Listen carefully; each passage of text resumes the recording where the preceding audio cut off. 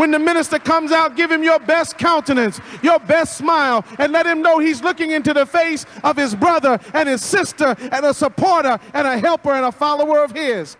I'm so grateful that we are here today, alive. Keep your round of applause together. He'll be with us in just a few moments. And if we are ready, then we want to hear a word that can save our life. Is that right? Don't miss 1 ounce. Don't miss one sound. Don't miss one syllable. As the Honorable Minister Louis Farrakhan prepares to come forth, keep your round of applause together. Let's move, Brother Roderick, and let's get the money and the charity and the donations as quickly as we can, because we're ready to do what we came here to do, and that is hear the word of God from the man of God in our midst today. Y'all act like y'all tired of applauding. Don't get tired. We've been struggling for 446 years in the wilderness of North America. We ain't tired of applauding. We tired of being a slave, a shine, a ham bone, a mammy. And here he is, the Honorable Minister Louis Farrakhan. Allahu Akbar. Allahu Akbar. Allahu Akbar. Allahu Akbar. Allahu Akbar. The Honorable Minister Louis Farrakhan.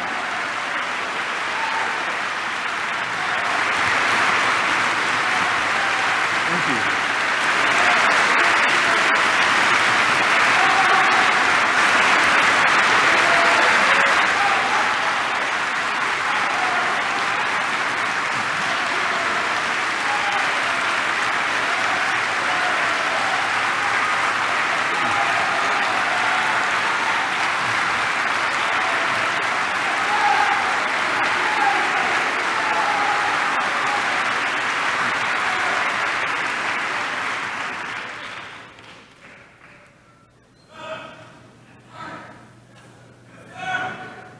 In the name of Allah, the Beneficent, the Merciful, we give Him praise and thanks for His mercy to the human family. The greatest of His mercies comes to us in the form of divine revelation. So we thank Him for Musa and the Torah. We thank Him for Isa, or Jesus, and the Gospel. We thank Him for Muhammad and the Quran. Peace be upon these worthy servants of Allah. I am a student of the Most Honorable Elijah Muhammad, and I could never, ever thank Allah enough for His intervention in our affairs, in the person of Master W. Farad Muhammad, who came among us and searched among us for one upon whom he could lay a weighty word and a mighty responsibility. That one that he found, and that one that he trained, and that one that he guided is the Honorable Elijah Muhammad. I greet all of you, my dear brothers and sisters, with the greeting words of peace. Assalamu alaikum. First, let me say how thankful I am to Allah for the privilege of being in your midst once again, and for all of those who showed concern for my son. I thank you for your telephone calls, your cards, your prayers. People called from all over the world.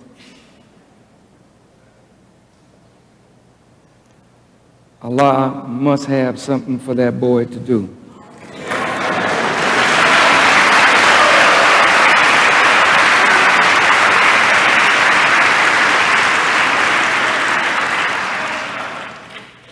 And I hope that he will hurry and heed the call.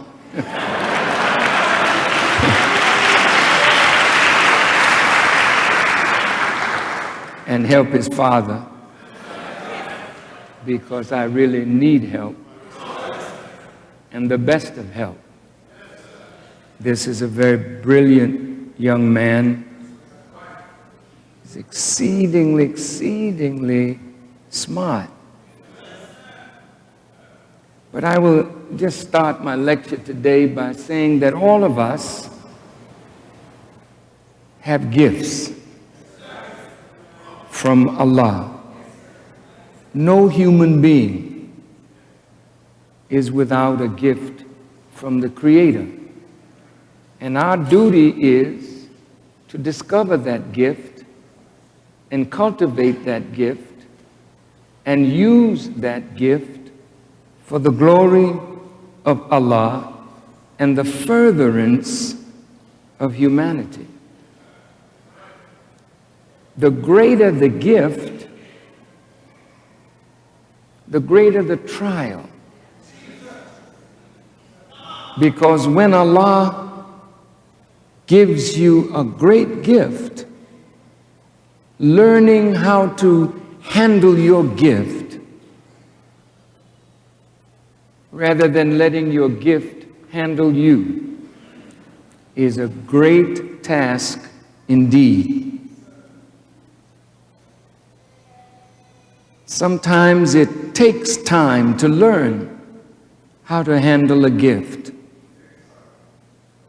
Some of us are born very handsome, and some of the sisters are born very beautiful. That's a gift. You must not let your gift handle you. Because handsome men and beautiful women in a world like this are tried severely, as well as very talented men and women, very especially gifted men and women. Our gift could become an albatross around our necks. The greatest of gifts is the gift of prophecy.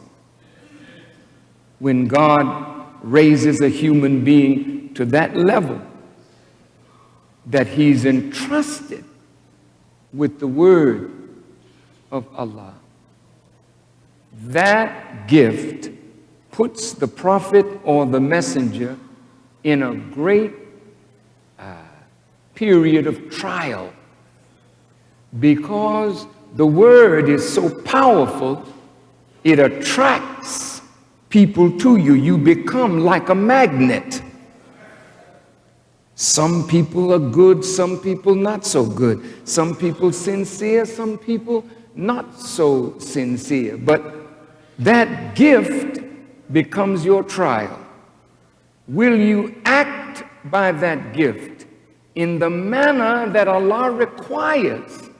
Or will you allow the gift to spoil your character and make you unworthy of what you have received?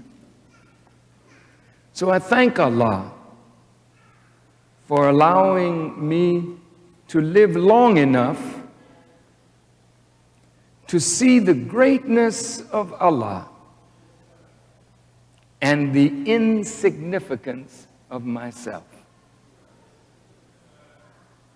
I'm going to say that again. I thank Allah that He's allowed me to live long enough to bear witness to the greatness of God and to bear witness also to the insignificance of myself. All of us are creatures of a mighty creator. And since the Quran teaches us that there is but one reality, and that is God Himself, then everything else is like an illusion. Today you see it, tomorrow it is gone. And I think of the great ones that have walked among us. that have served us mightily with their gifts. And there comes a time when the song ends and the music stops. Your part of it, or mine, stops. The great preachers, there's a time when the tongue goes silent. The great prophets, there's a time when the tongue goes silent, because we are nothing more than servants of the true reality. So today, I came out because I believe Allah had something for me to say to you. I don't like to just come out to come out. I like to come out when He inspires me with something to say to you. And every time He gives me something to say to you, it is something that I hope and pray will enrich your lives and make you a better person on leaving, even though you might have been great coming in. And if you were not so good coming in, my hope and my prayer is that what Allah guides me to say will make you a better you on your way out the door. Now, brothers and sisters, the last time I was here, I was talking about this very elusive word that all of us speak, but very few of us understand. And that is this four-letter word called love. We always say it.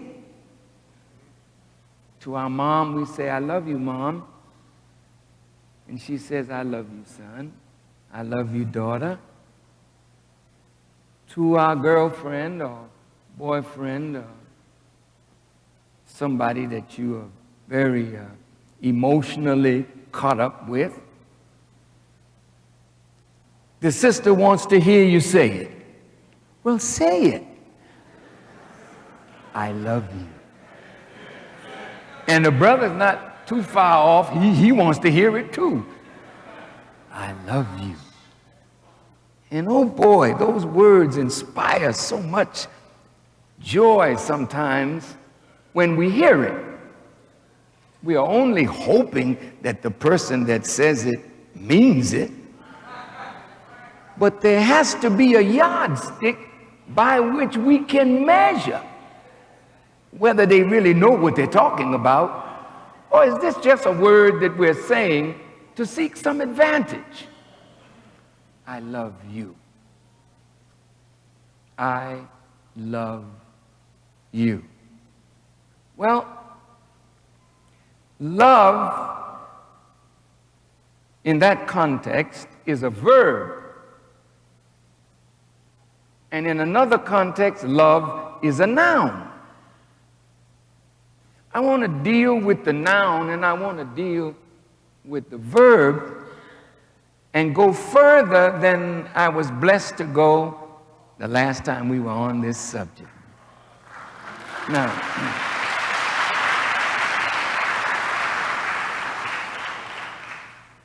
the Bible, the New Testament, is called the Testament of love,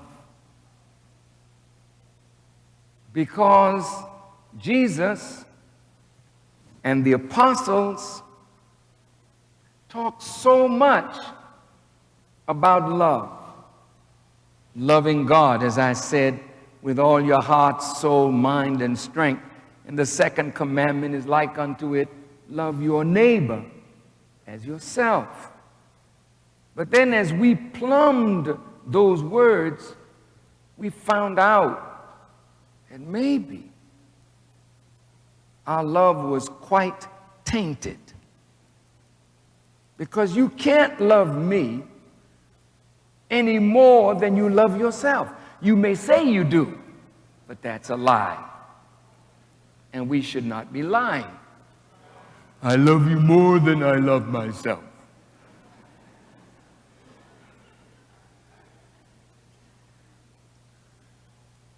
You can't love God more than you love yourself.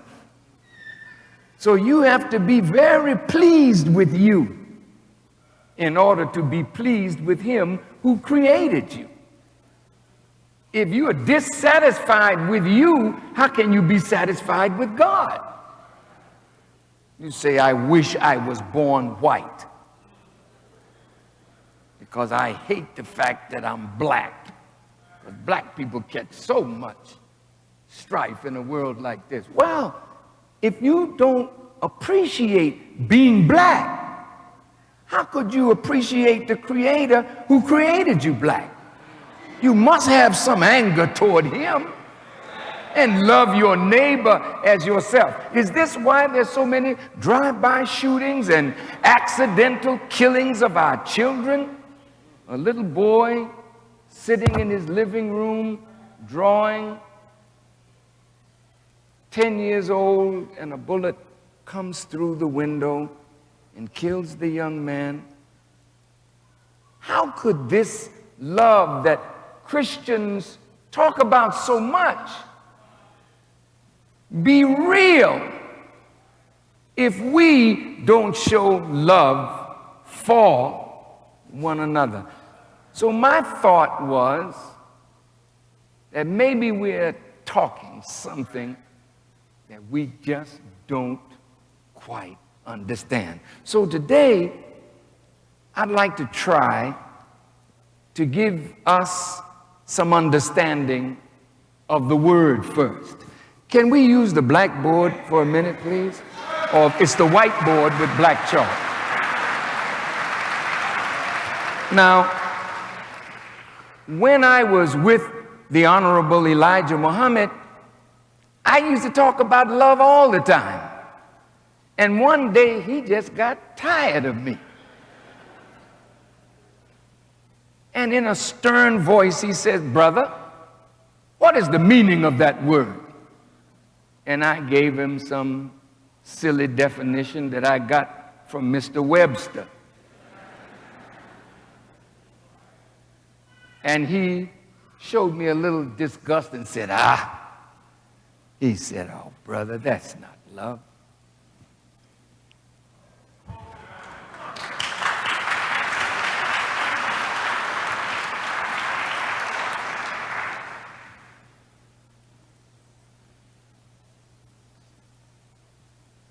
He said, love is based on three principles. One,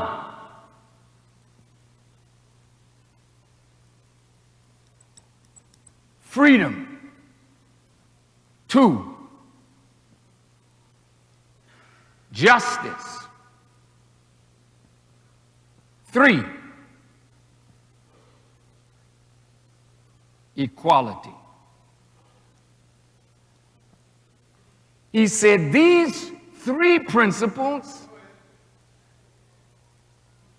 are the principles that undergird love, and these three principles are the essential of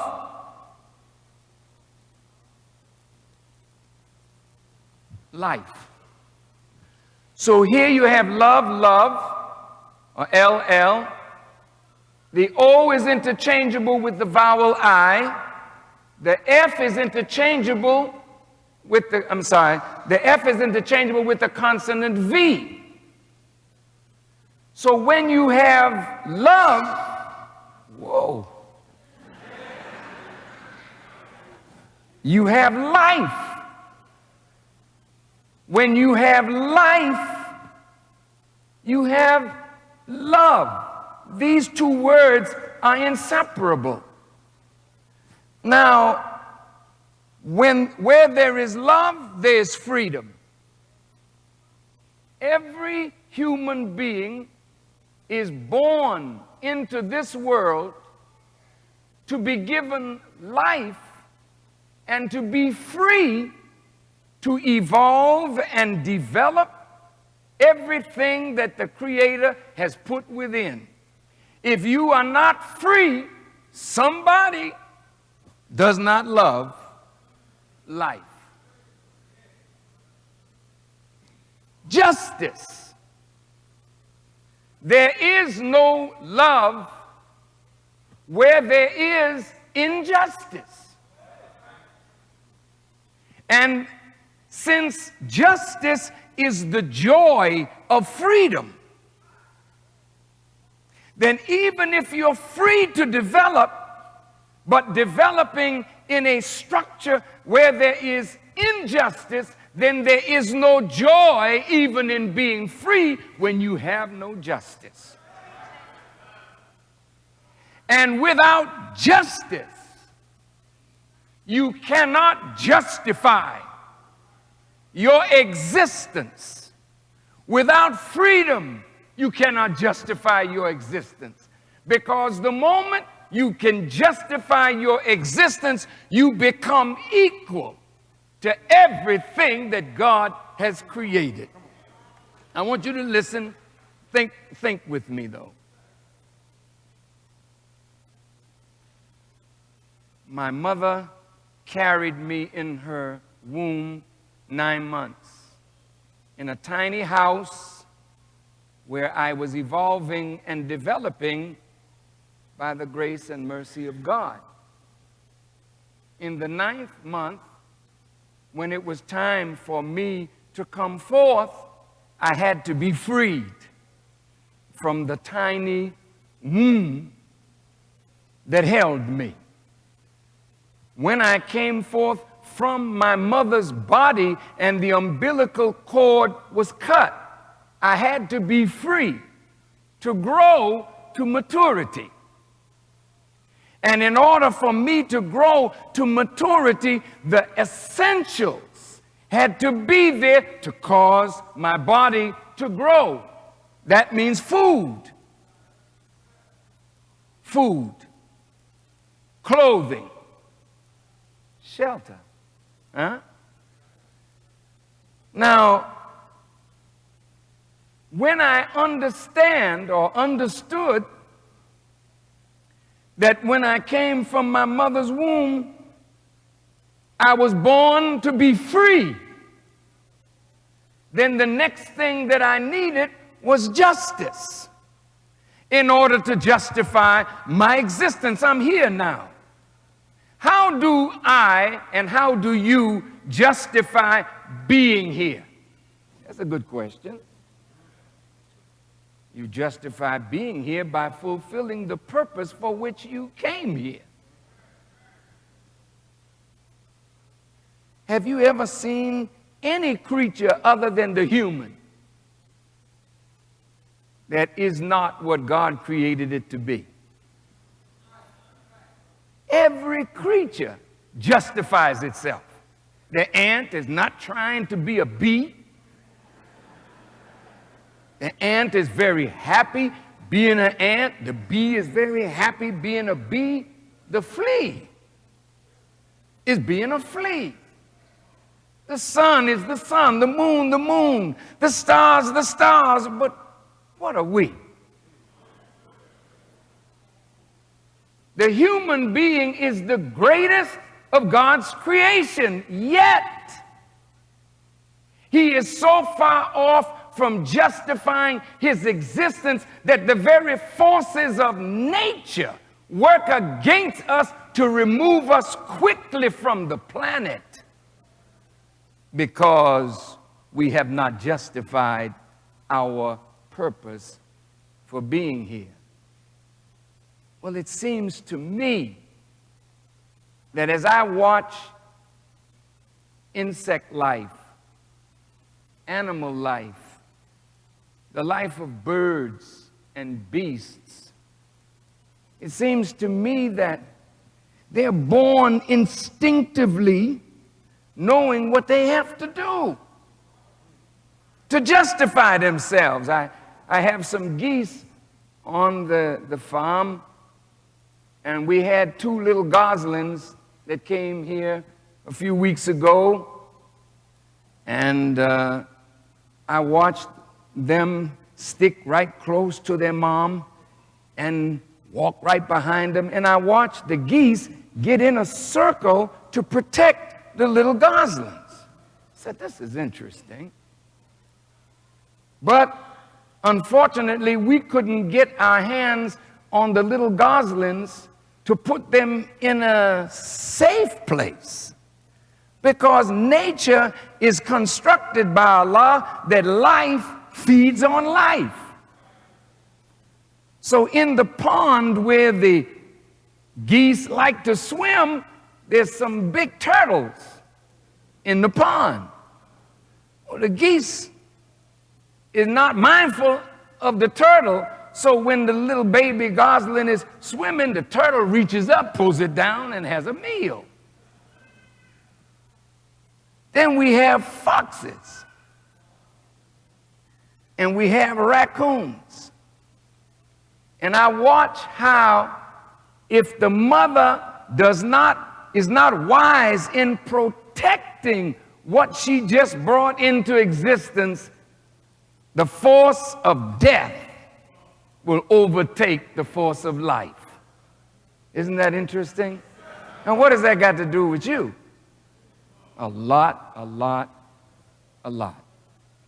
Now, in this subject on love, this love is a noun. But the love that's a verb has to involve these principles.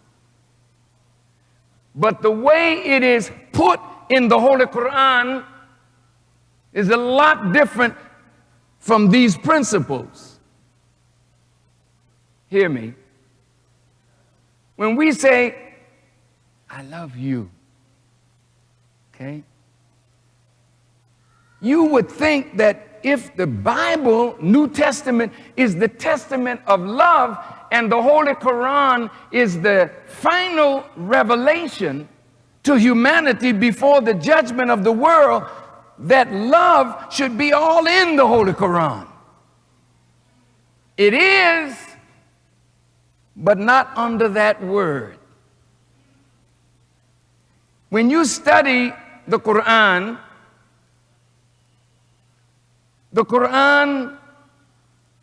in the Maulana Muhammad Ali translation, the word love is mentioned approximately 47 times in the whole of the Holy Quran. The word loves is mentioned a total of 44 times. And the word loved is mentioned 2 times. So how is this such an important principle? And it's not mentioned in the final revelation that God sent down in that name, love. But it's all throughout the book, but it's under a different name. And that name will help us to understand whether we do or do not love. And the word that I'm talking about is a word called duty.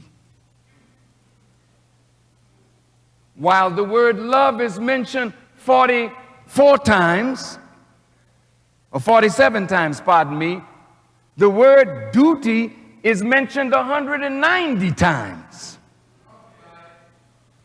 So, then, how then can you say you love and be careless of a duty? I'll go back over here now. Now,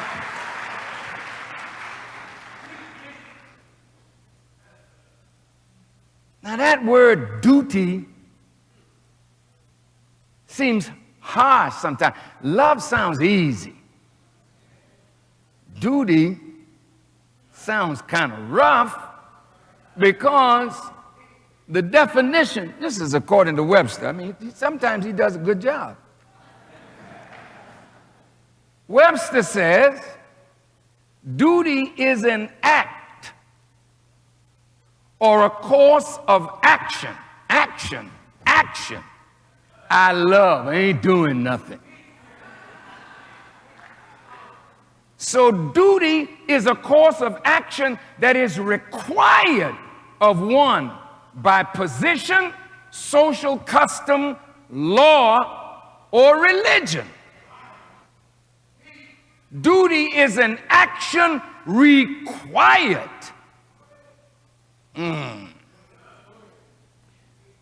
The compulsion felt to meet an obligation, a function or work, service. Whoa. I want you to check yourself now when you're about to say, I love. Don't say it. I think we ought to shut up for a minute. And wait a minute, I don't know what I feel for you. I'm going to check myself out before I say the word again.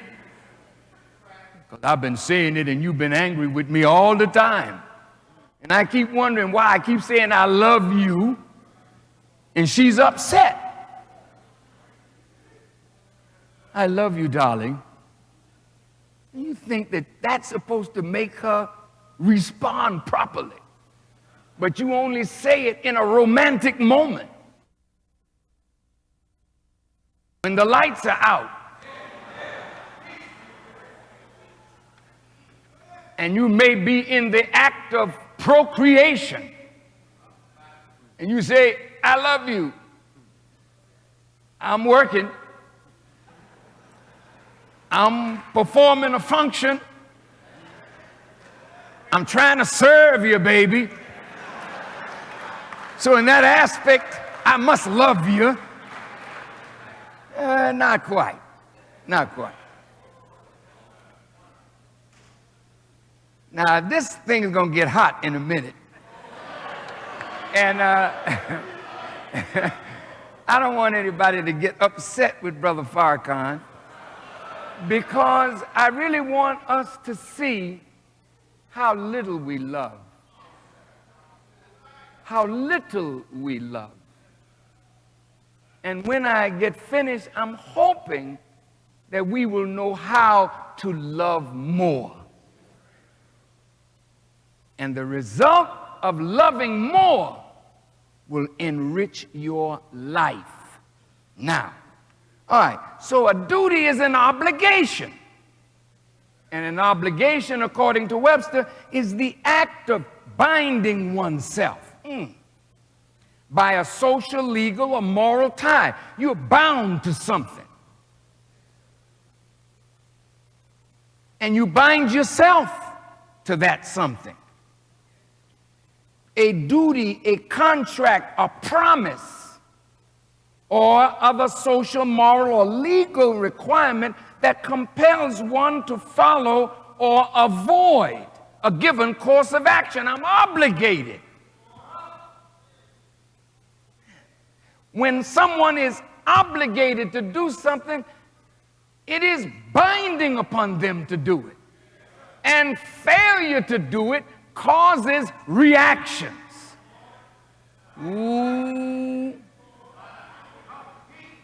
Now, listen. Sometimes we feel stress. And we go to the doctor. He says, oh, you have a little high blood pressure. You have a little diabetes. And you may have a little cancer or something. And then they tell you, but stress is really aggravating your condition. Stress. What is stress? It is a burden on the mind because of failure to observe a duty or fulfill an obligation. Anytime you are obligated to do something and you don't do it, there's a consequence. Whether you know it or not, the consequence is a burden on your mind that reflects itself in your physical, biological functioning. Now,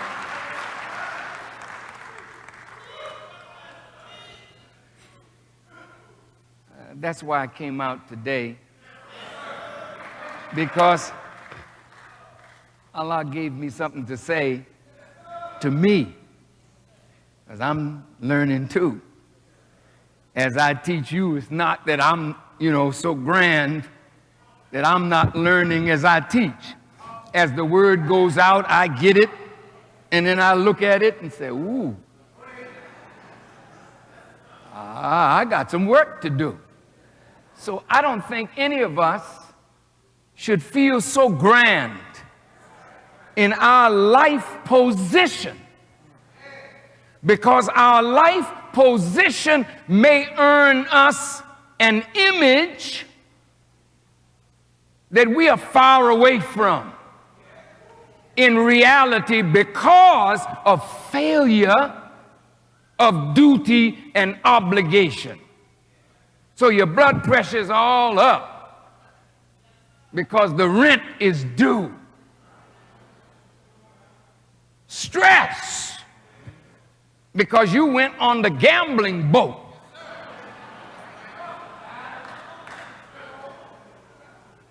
And Trump got your money. Now the landlord is coming to evict you. Stress. So now that we understand that there is no love without duty, there is no love without obligation, let's see now where duty starts.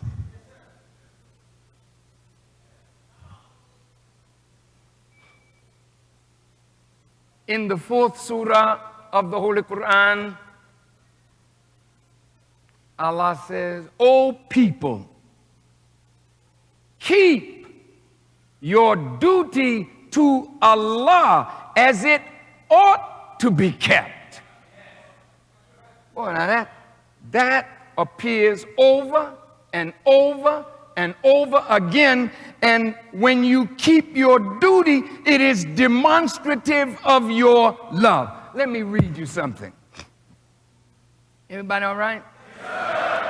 Yeah, see, you look like you're thinking. Look at this from the Quran. It is not righteousness that you turn your faces toward the east and the west. Righteous is the one who believes in Allah and the last day and the angels and the book and the prophet, and gives away wealth out of love for him to the near of kin and the orphans and the needy and the wayfarer and to those who ask, and to set a slave free, and keeps up prayer and pays the poor rate, and the performance of their promise when they make a promise, and the patient in distress and affliction and in the time of conflict. These are they who are truthful, and these are they who keep their duty. So you and I cannot say that we love God if we are not mindful of our duty first and foremost to God. Now, beloved brothers and sisters, if you reason with me, when you think about the Creator and what He has given us, how we are blessed, to think about our being formed in the darkness of our mother's wombs, in God is there His intelligence in the life germ and the ovum, giving us brains to think. That's a heavy gift. Eyes to see, ears to hear, tongue to speak, lungs to breathe, kidney, liver, pancreas to purify, the blood, stomach to hold the food and distribute the food in a just way to the organs that require it based on good diet. The intestines, the skeletal function, the muscular function, the nervous system. These are wonderful gifts that are matchless. You like people who give you gifts, right? You give deference to somebody who gives you a gift. Somebody buy you a beautiful Rolls Royce. You say, whoa, they really love me. So, how do you act? Oh man, that's my man. In the language of the street, that's my dog, that's my dog. Gave me a great automobile. He gave me this, he gave me that. But can any giver equal what the Creator has given you? Then your duty to the Creator is first and foremost, because you are born into the world in debt to the Creator, a debt that you can never, ever pay. So all the Creator requires as your duty to Him is to believe in Him. That's all. Believe in me. Set up no rival or partner with me. Believe in the last day, the day of judgment, that no matter who escapes the law of man, no one escapes the law of God. No one, no one. In Western jurisprudence, you hire a lawyer and you've murdered somebody. You were selling drugs. You were doing something wrong. It's the lawyer's duty to lie, to find a scheme, a way of getting you off even knowing that you are guilty. And if you got enough money to pay for the high-powered lawyer, you might get away with murder in man's law. But the mizan, the balance that God has set in the universe.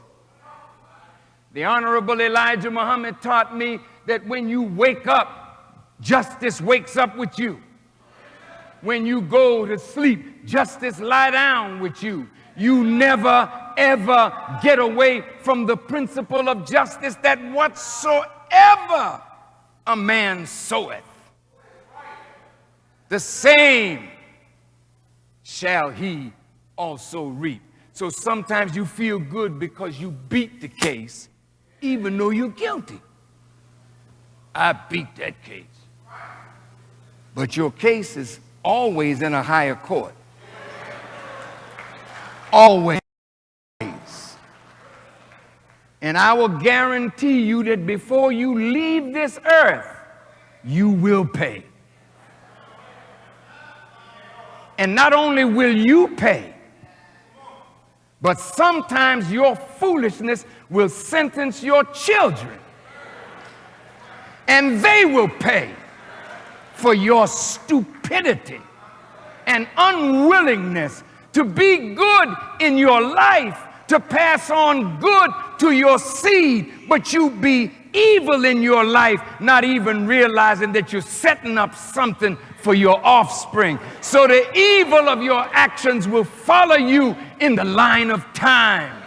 Nobody gets away. You may think the white man and all the evil that he has done has gotten away. No! Nobody gets away.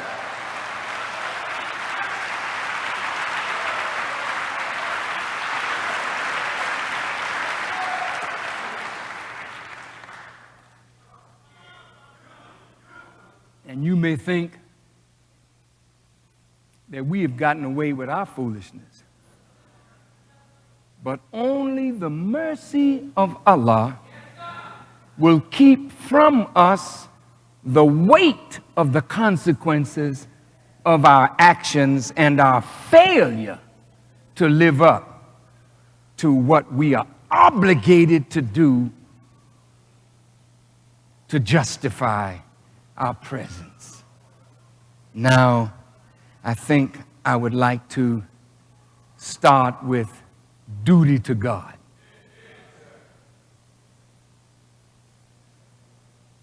And he doesn't require much, you know. I mean, it's really something. Here's a God that gives us all of this. We come forth into a universe, everything already here for us. He gave you everything that you and I would need to make a successful life. It's already here, but it's something we got to do to access what God has put here to make a great life for yourself. Are you listening? Yes, sir. So what does he require? He said the remembrance of Allah is the greatest force in the restraining of us in the doing of evil. When you wake up in the morning, you wake up by his grace, so remember him. With gratitude, thank you, Allah, that I got up to see another day. Remembrance. You believe in him, then act on your belief. If you believe in Allah and the last day, meaning a time when the world, its systems, and the people and nations and governments in that world will be judged. Do you believe that? Yeah? You do? I don't think so. Because if we really believe that there is such a thing as a day of requital, a day of judgment, we would be more mindful of the words that come out of our mouths, and we would be more mindful of the deeds we do with our hands. We lie so easily, and we think there's no consequence for that. Sometimes we exaggerate. But even an exaggeration is false. It's a consequence. Mistreating a fellow human being. Well, there's a consequence if you mistreat yourself. So after your duty to God, as a baby would say, we'll start with the children. You don't know God except by mom teaching you about the Creator and you raising questions, because the God that we know is mama. That's how you say God in baby language. Right? If you want to petition God, you say, "Oh Allah, oh God, Ya Allah." Right? When you're a baby, you don't petition Allah. You say, "Ma, Mama, Dada." Why are you calling on them? Because they are here with a duty to suffice your need. Oh boy. So look, Mom, you're not just a mother because you had sex with a man and you had a child.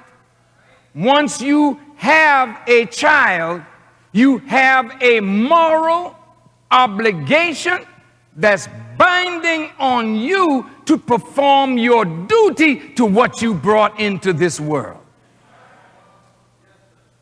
That you brought into this world has needs that have to be met, and it is the duty of a mother, the duty of a father to meet the obligation.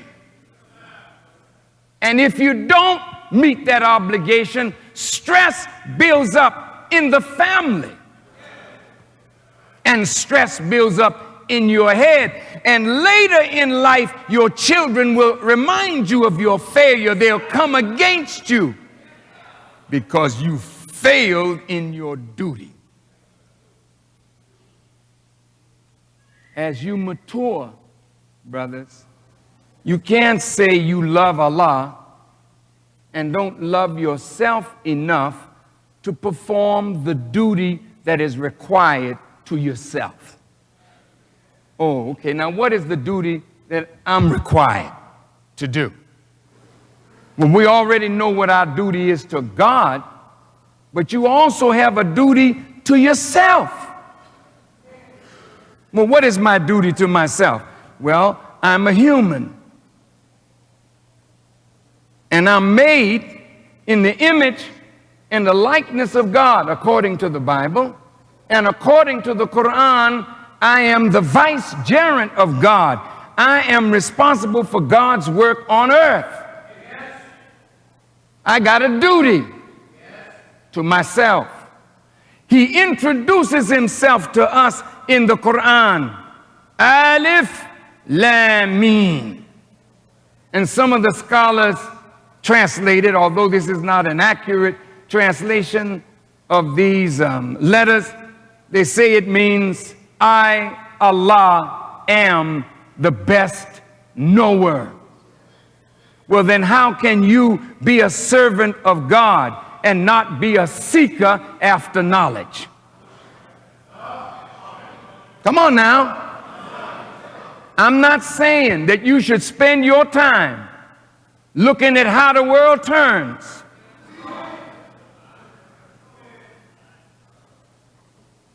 Or the general hospital, or the days of our lives. You have a duty to yourself to grow in knowledge, because it is only knowledge that separates the animal instinct of the human being and grows us into human beings that can reflect the divine attributes of God. So every day we live, we should be trying to know something more today than we learned or knew yesterday. That is a duty binding upon us.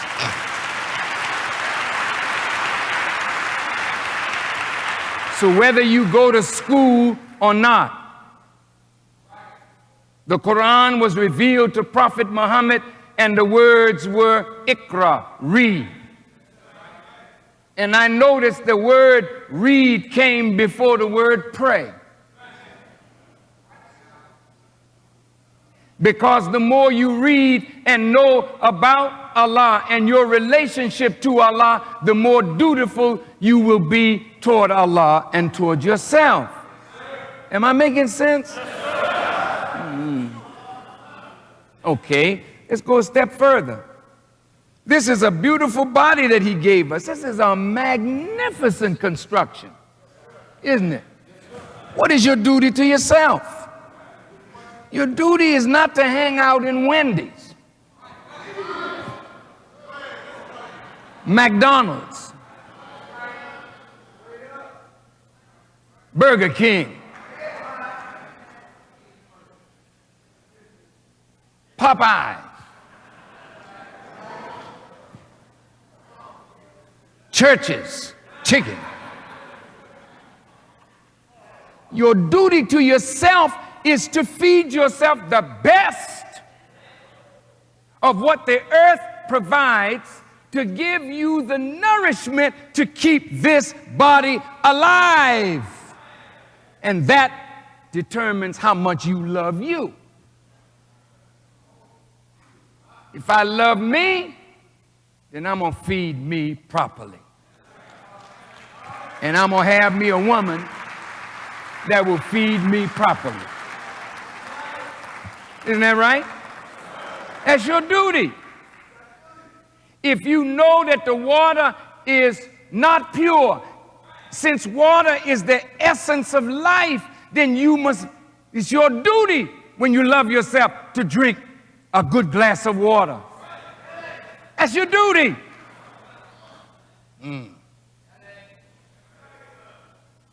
Take care of yourself. Now you want to smoke. That's not a duty. But they have it so that it binds itself to you as though it is a duty, so you wake up in the morning looking for a cigarette. Rather than looking for God or looking for some good food, you wake up, I got to have my cigarette. So the enemy has bound you to something that is against your life.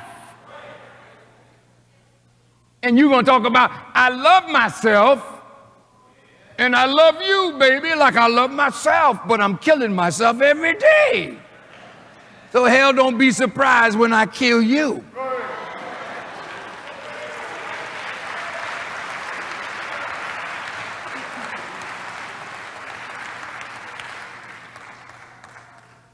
Duty is the demonstration of the degree of your love. The greater your sense of duty, the greater your love for that which you have bound yourself to by duty. I would like to be a true lover of God. That's the greatest thing that I could aspire to in life, is to be a true lover of Him who has given me everything. So then I must be mindful of my duty to Him.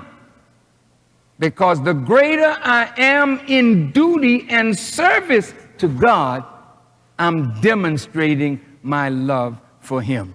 The greater I am in my duty to myself, I'm proving that I love myself. Now, here I am. I'm getting fatter by the minute. My stomach is hanging down on my kneecaps. My ankles are swollen. My eyes are red and yellow with a tinge of green in it. But I love you, baby. Don't you trust that? You take one good look at that brother and you say, hey, wait a minute. How is your stomach all over your knee? Well, wait just a minute. What's wrong with my stomach being over my knee? It's you don't love yourself enough to take care of this. But what you mean? You're supposed to exercise if you love yourself. Uh-oh. What kind of walking did you do? What kind of exercise did you do? Did you get on a bicycle? Did you do something physical to keep this physical anatomy in good working condition? You didn't do that. Oh, I'm very busy. I'm too busy.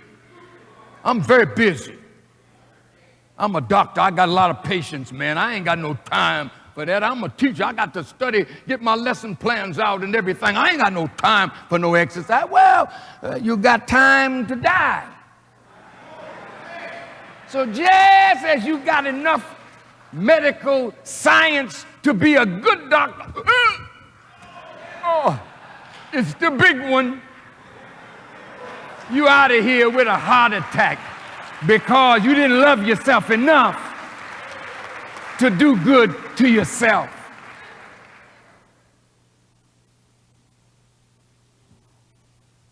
I want you to follow this now. It says, when you love, you give away wealth. Out of love. That's stop. You can't love and be niggardly at the same time. I'm not cussing. I'm not calling us niggers. I didn't do that. Niggardly is one who is just plain old stingy. You hold everything to yourself. You won't give nothing to nobody. You don't give any wealth to your near of kin. Starting first with your wife. Oh, hell no, she works. I ain't giving nothing to her. In fact, I can't wait for Friday to come when she can bring the money home to me. Oh, that's stressful, brother.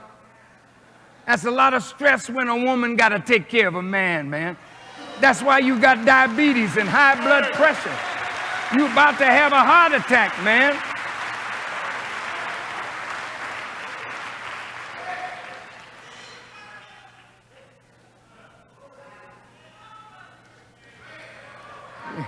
I hear the sisters crying out like I touched a nerve or something.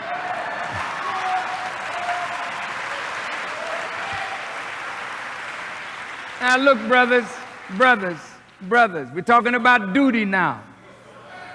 The Holy Quran says men are the maintainers of women. That is an obligation binding on you by the nature in which you're created. This is not a social custom.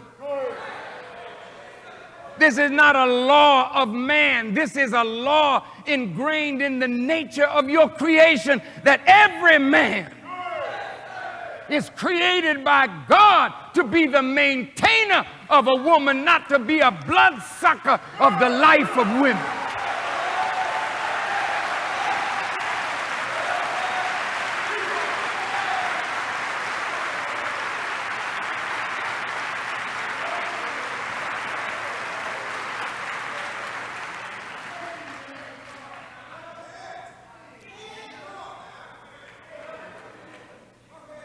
And set the slave free. You say, well, I ain't got no slave. I don't know. You might be a slave yourself. What you mean I'm a slave? Well, if the power and authority of my body is ruled over by a 3-inch white piece of paper with some tobacco in it, I'm a slave that need to be set free.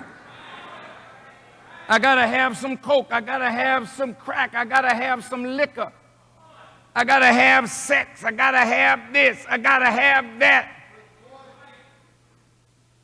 So you're a slave to your lust and your appetites. But if you are a dutiful person, you set yourself free. Never being controlled by a woman and her beauty or the pleasure you get from her body. God did not give a woman to you to control you by her private part.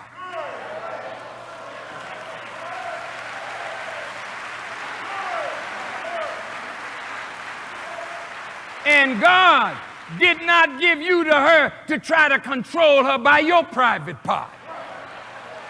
And any woman that allows that is a woman that needs to be set free. She's a slave.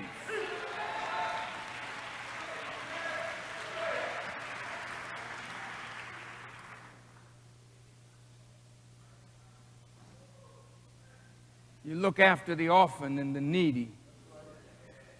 I know you don't have a lot of money, brothers and sisters, to give away. But sometimes there are those who come asking for something, and they really need it. And if you are blessed to have it, it's required of you that you try to give it. Of course, some of us are bums. We're going to lay an obligation on somebody, who's trying to be a good Muslim or a good Christian, we're going to lay an obligation on them just to ask them for something that we could have got for ourselves.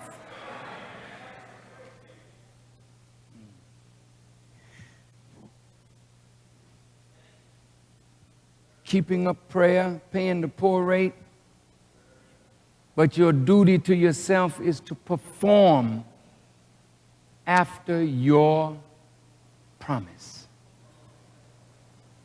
And look, brothers, it's not worthy, sisters, of you to make a debt where you promise to pay and then you use every trick that you can to get out of paying a just debt.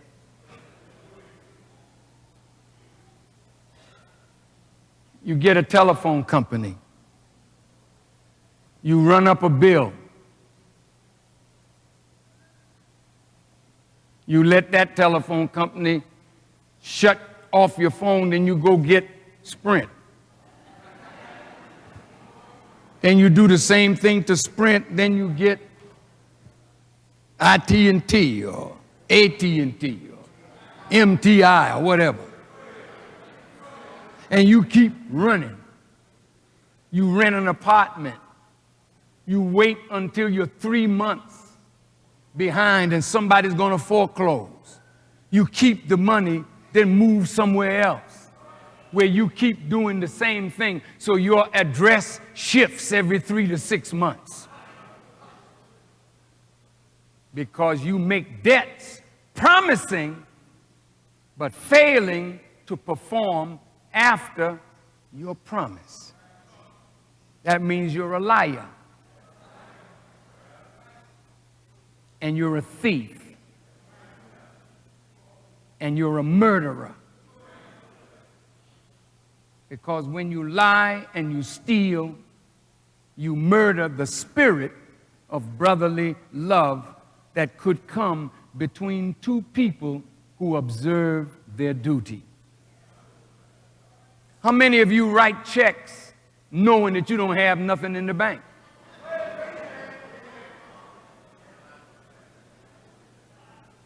Hoping, you know. Keep hope alive, my brother Jesse says. And you're keeping hope alive by writing a bad check, hoping that something will come in. The creditor calls you, it's in the mail. Yes, I just put it in this morning. Yes. You're lying and you're stealing. And what you're doing, you're breaking a relationship because of a failure in duty. But what's happening to your head is stress. It's very stressful to not pay your rent, knowing that you could be put out in the street. It's very stressful when you get one of those notices that I'm going to cut your lights off, your gas off, your phone off. Sometimes it's not that you're lying, bad times come. But when bad times come, don't run from the person that you owe. When bad times come, go to them and tell them bad times have come. You look at my record, I've always tried to pay you, but I lost my job and I don't have it. Could you be patient with me? And I promise you I will catch up. That's an honorable thing to do. I bought a Cadillac once, and I was in bad shape financially, and I was 3 months behind, and they threatened me they were going to come and take my car. So I went to the office. I said, sir, I'm not a thief. I've fallen on hard times. And I'd like you to be patient with me, and I will pay you exactly what I owe you. The man was nasty. Well, I'm sorry, Mr. Farrakhan. We're going to come get your car. I said, well, I tell you what. You come up on my property,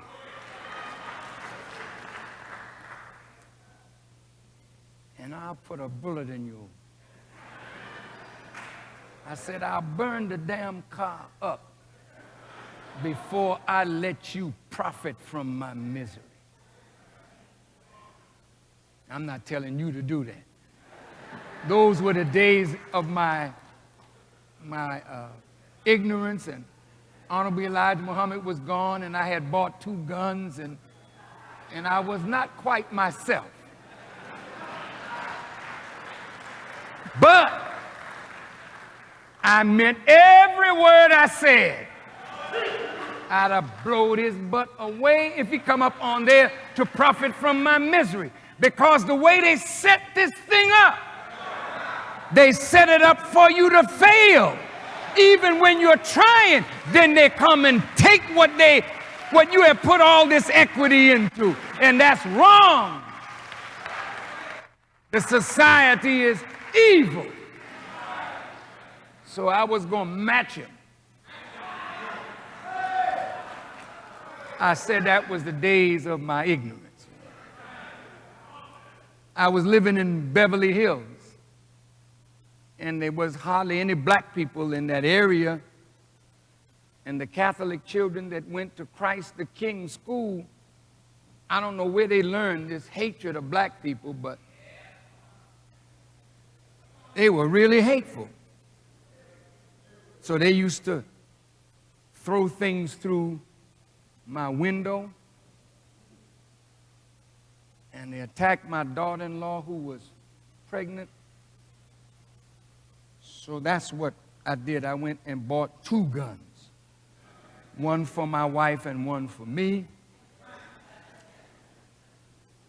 And the gun just wasn't my thing. I was practicing shooting, and sweat was just falling from under my armpit. Because the gun it's just not my thing, but I was going to use it. So when they throw these bottles in my window, and my granddaughter was sleeping on the floor in front of the fireplace, and a brick came and the bottle came, and my granddaughter was in a ring of glass, but no glass touched her. But I thought I would go to the police station and let them know what I was going to do. And I went to the head of that precinct. Told me, anybody come on my property and do that, I'm going to shoot them down. They said, if you do, Mr. Farrakhan, we have to come after you. I said, well, you just have to come after me, but my word is my bond. I will shoot the first one to come up on my property to do that. I said, you all know how to make examples of little black children, but you don't know how to make examples of your own, so I'll help you out. I'll make an example.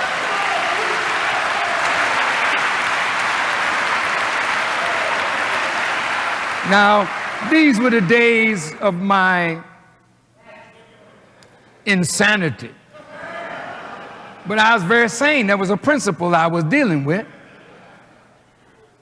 And I would have carried it out. And they knew that if I come to the police station to tell them that I was going to shoot, then I'm giving you warning. You better go tell your little children that you don't want to correct. Don't come up on that crazy man's property. And from that day, and nobody ever come up on my property no more. And the word went forth.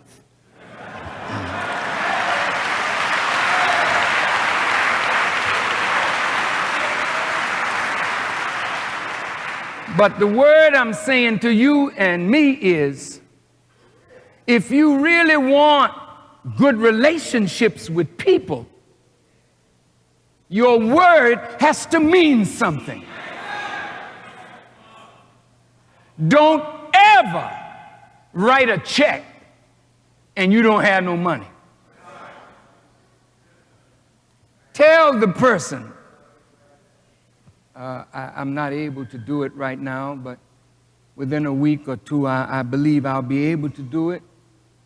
But I don't wish to lie to you and tell you it's in the mail or write you a bad check. I have never written a bad check in my life. And when they see my name on the bottom of a check, that's like seeing any one of these dead presidents on a dollar bill or $20 bill or $50 bill or $100 bill, because I refuse to subordinate my character to a cheap lie, to some debt that I owe, that I intend to pay. But you're not going to cheapen my character to force me to lie and duck and dodge. I am a man, and I will not run from that which I owe. And that is the way you should be. Duty. Now, brothers, I told you what your duty is to yourself, right? Sisters, you have that same duty to yourself. Be good to yourself. Show that you love yourself. Eat well, but not so much that you eat yourself into bad health. Please, sisters, if you know you are a little overweight, don't kill yourself to take these crash diets and end up losing the weight, then gaining it back even more than you had before. Stop. It didn't come on in an instant. Know that it won't leave in an instant. Take your time. Watch your calories. Be good to yourself. And every day do some form of exercise. That's showing love for you. Even if you don't have a man to love you, show that you love God and that you love yourself. And if you really show that you love yourself, you're not going to settle for no man with a rap that can't follow through. Do you follow me, sisters? You owe this to yourself. All right, now it's time to get married. Okay, brothers, we should be getting married. See, that's a duty, man. I'm at the farm, you know, and I watch the horses, they in heat, the female. And the male sniffs, he smells. He wants to jump out of his stall to go get the female. I'm hurting the horses by not letting them fulfill their obligation. But I just ain't got no money to keep feeding more horses. So I'm helping to curtail that duty. But you know, brothers and sisters, you sitting around here thinking that you going to heaven and everybody that died is going to come back one day. Stop it.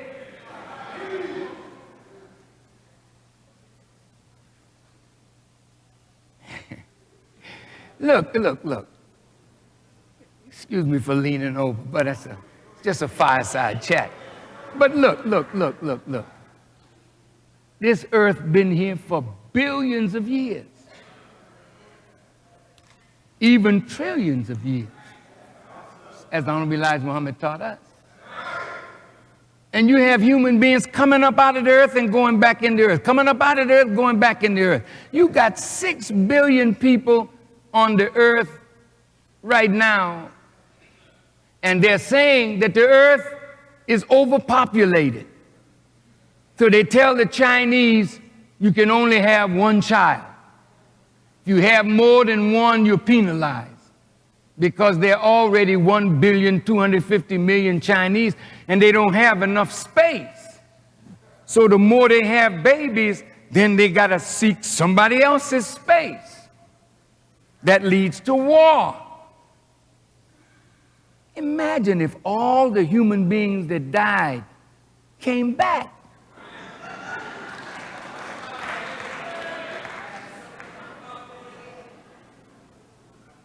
Where would they stand? There's only 57,255,000 square miles of land, and each body is composed of the earth. Well, if all the billions and trillions that died came back, there wouldn't be no earth.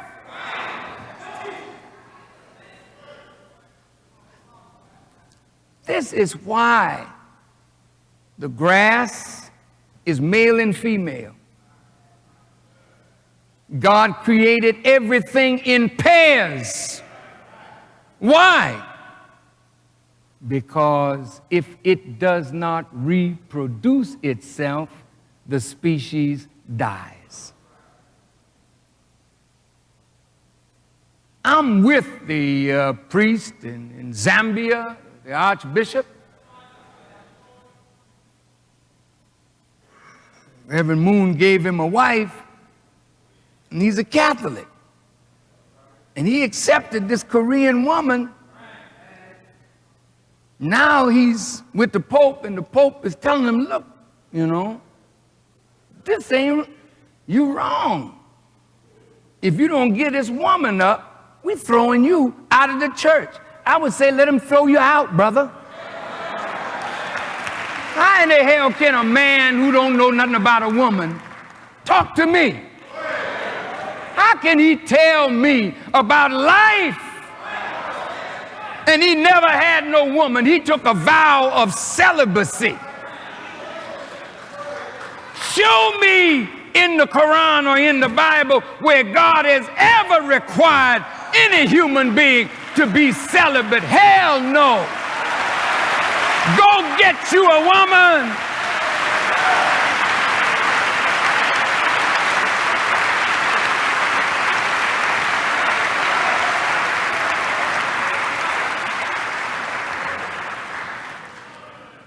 Excuse me, I got a little carried away.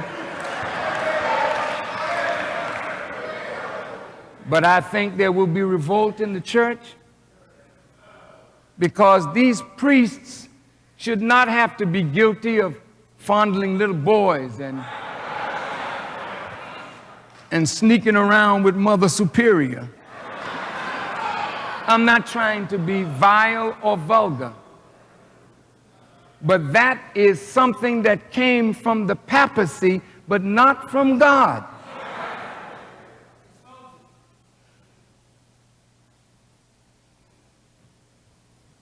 Get a woman. Oh, yeah, I got one, brother. I may have 2, 3, 4. Wait. I didn't say get a playmate.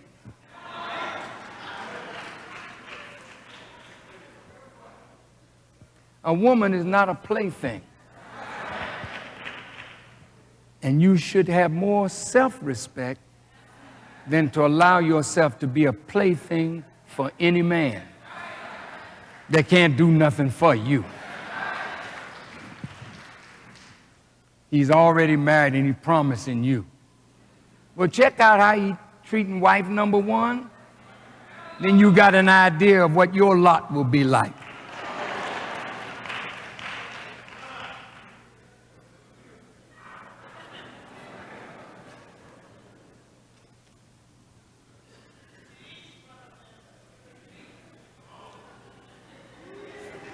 Now, I'm going to get into polygamy in future lectures because some of us like that lifestyle and it has advantages, but it has great disadvantages as well. And that's not something to play with. That's something that is very, very serious. And God allowed it for a purpose, but he also said one is better for you if you but knew. Did you ever read that in the Holy Quran? Now, Allah is the best knower. And he telling you, one is better now, Chief. If you but knew. But hang around in it, you find out what is better. But there's a purpose for it. And devoid of that purpose, it has no place with us. I'll go into that at another time, but I just thought I would drop that out for us to think on. Now, let me talk about marriage.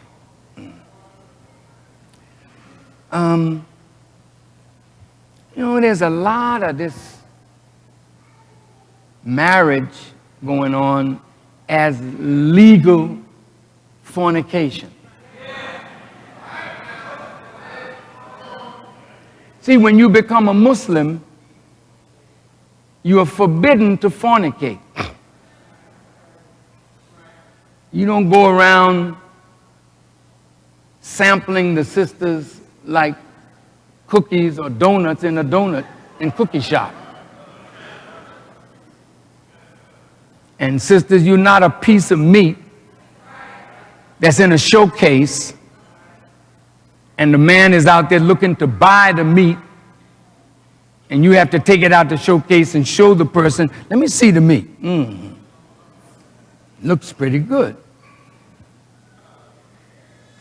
That's why in Islam, we require the woman to cover herself. It's not that we're imposing something on you that is ugly, because you are holy women, whether you act that way or not. You are from a holy people. And back in Africa, and especially in the lands of the prophets, where our fathers came from, we never wore no such thing as a miniskirt.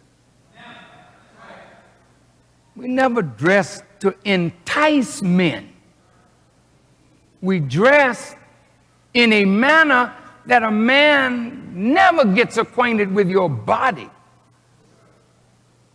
He gets acquainted with your mind and you. But if you offer him your body before he gets acquainted with your mind, then he likes your body. And then you lose it through pregnancy or just getting old. And gravity hits certain parts and they start falling. Maybe you'll find him at the next door neighbor's house. Sisters, the man should love you for you, not for your hips, the beauty of your legs or bosom, not even for the beauty of your face, because if he loves you for that, I'm sure there's another woman somewhere equal to you in beauty or more beautiful, and then he starts chasing beautiful women.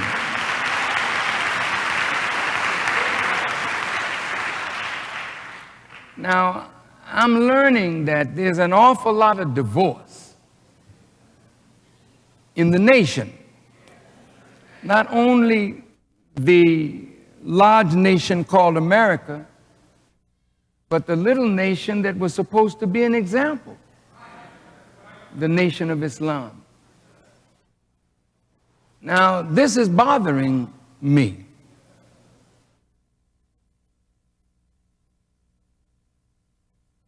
We go through all this fanfare at a wedding day, spend all this money, feed a bunch of people that don't even like you.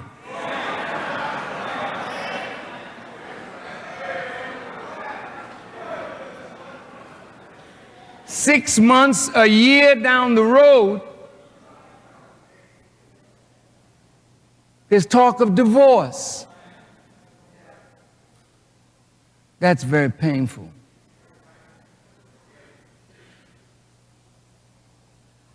So I'm going to punish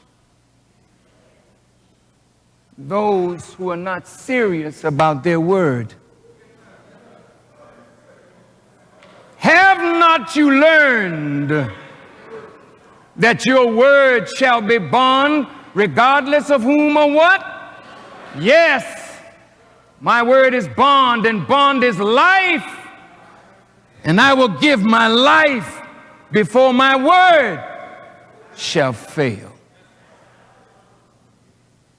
You give your word to God in the presence of your families and friends, and a few months down the road, you saw something in her or she saw something in you, and now you're before a judge, and there's babies in the family here that are ill-affected by the stupidity of our actions.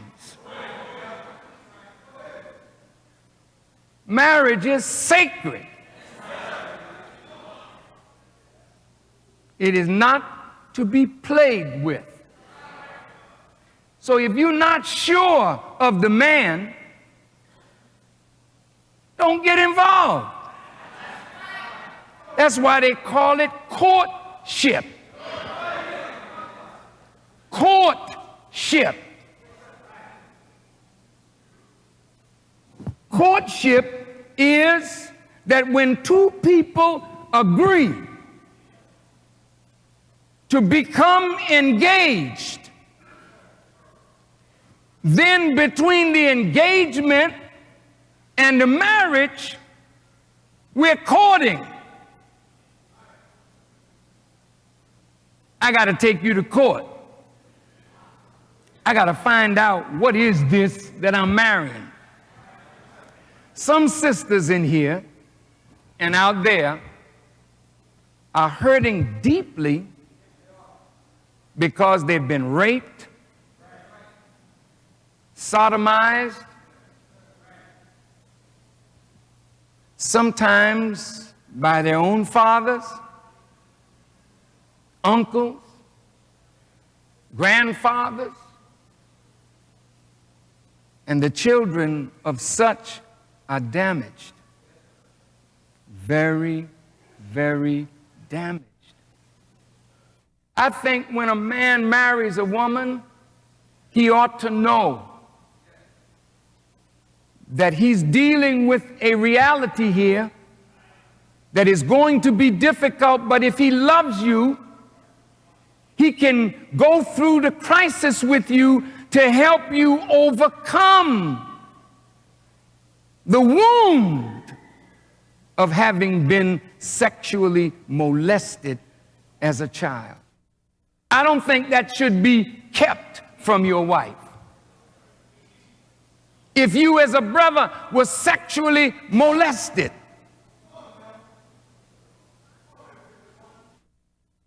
you should say something to the girl. Well, in this courtship, I think you need to know that when I was a little boy, my uncle tried to molest me. Well, he didn't try, he did molest me. I've been living with that stain, and I'm trying to overcome it, but I know that marriage is right for me, and you are right for me, but I want you to know that this is a problem in my life, and maybe together we can work it out. So there's no surprises, because mentally, a woman that has been abused like that finds it very difficult to even give herself totally to her husband. Now, the man may be there wondering, what's the matter, baby? Oh, nothing, nothing. But just leave me alone. Don't touch me. Oh, hey, wait, where'd that come from? This is real. This happens, and marriages are destroyed because we weren't truthful during the time of courtship. I have a problem, sister. I have herpes.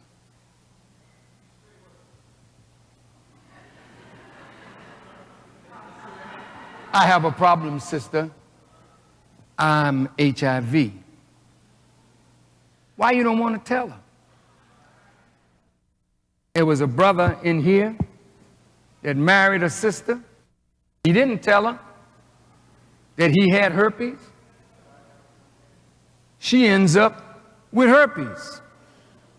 Very upset. I put him out. I sanctioned their divorce because he was a liar. He wanted to come back. I said, when she's free of herpes, you can come back. But I never want to see him again.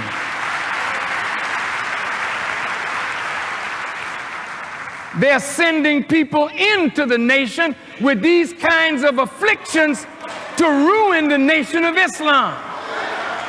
That's why having a blood test. Don't you lay down with nobody. Damn it, you go get me a blood test. I want to see what the hell I'm getting myself into.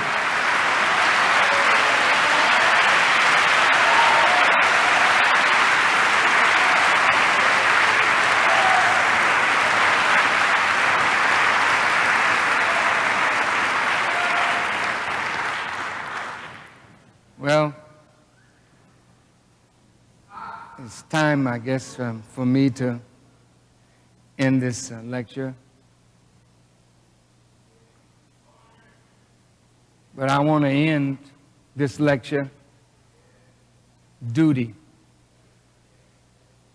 of a man to a woman.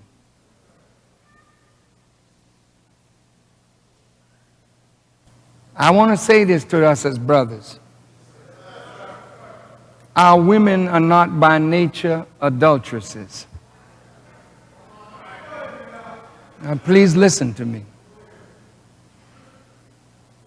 When you have the heart of a woman, she will not give herself to no man if she really loves you. I don't care if he's as handsome as the handsomest man in the world, and your face as her husband looks like 10 miles of bad road.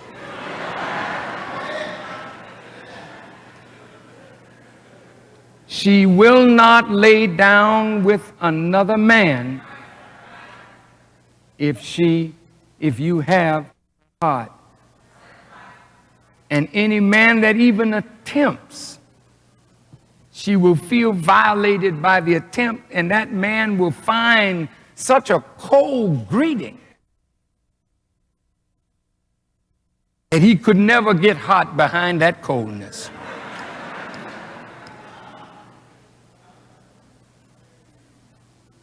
I hope you don't mind my blunt talk.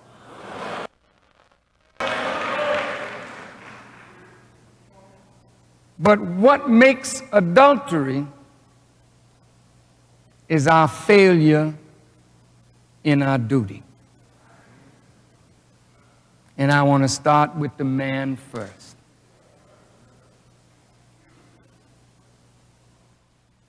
Okay. One of the things that hurts any man is to find another man in his bed with his wife. Or even if she's not his wife, if she's a steady girlfriend or whatnot, and you've committed yourself in some way to that person, another man comes in between that. The passion is so great that you could kill her and him, and she could do the same. Same spirit that's in you for that is also in her too. Now, let me say something on this wise, and I want you to pay attention to this. Brothers, the Holy Quran is a book that guides us into the nature of things, not surface knowledge, the nature. In the nature of a man, he is to be the maintainer of women. Here's a mosque. It's ours. If we own it, we have a duty to maintain it. You have to be watchful over the house, that if a crack develops, where is the water coming in? Well, we have to go fix that right away. If the boiler goes out, if the lights go out, maintaining what you have shows your love for it, your respect for it, because you have a duty by it. After you buy the property, your duty is to keep it up. Are you listening to me? Yes, you may not have the money to keep it up, but I have a daughter, Fatima. She's just like my mother in that my mother could do things. The house needed painting, she would get the paint and paint. The room needed paper, and she would get the paper and paper. I saw her move refrigerators around.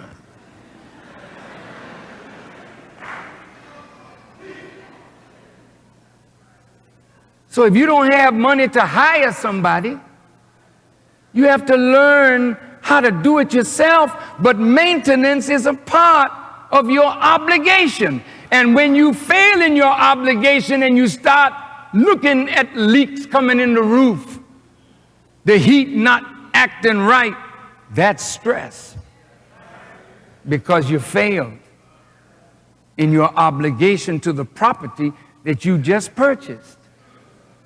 When you have a woman, are you listening now? I don't care how pretty she is. She represents responsibility, brother. If you don't want no responsibility, don't look over here. Keep your eyes straight ahead.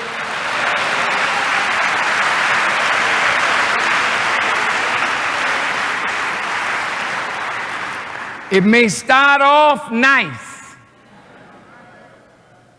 but after a while, she needs something. And if you tell her, I ain't gonna do it, I ain't got it, some ugliness starts coming up. Because you had no business looking at her. Because you knew to look at her means either a nice relationship or trouble. And trouble is in the wind if you fail in your obligation. I want you to listen now. Men are the maintainers of women. What does that mean? Well, I gotta upkeep my wife. What does that mean? See, women are not the same as men. In order to really be a man, it ain't about 150 push-ups. That help maintain your body. That's good. That's good. It ain't about how much weight you lift and how big and pretty your muscles are. That's good too. That's good too. But after she sees it and it's nice, it's over. What next? Am I saying something that? Okay. Listen. I'm gonna make it plain, doctor. I got to make it plain. Now look, brothers. To maintain a woman, you have to have knowledge.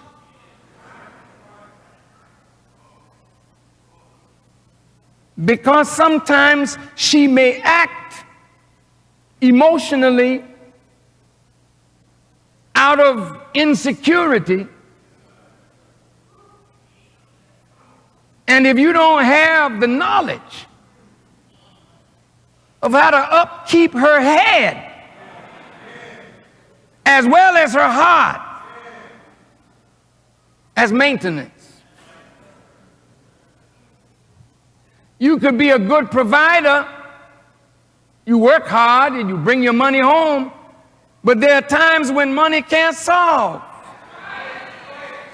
human needs and problems that a man of wisdom who is not emotionally torn apart because the woman in his life is lashing at him for failure to observe duty.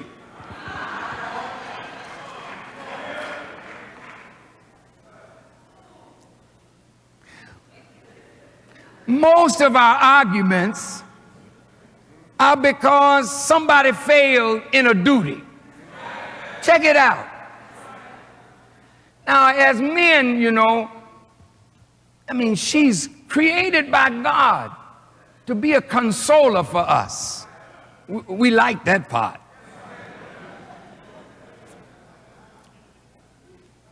She is supposed to give us peace and quiet of mind. But she can give you the very opposite.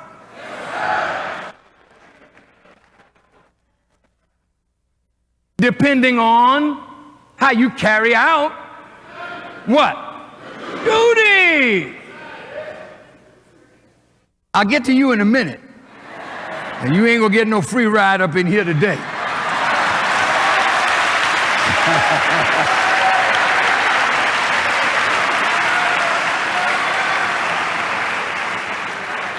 But I'm gonna start with us because that's where it starts. It starts with men.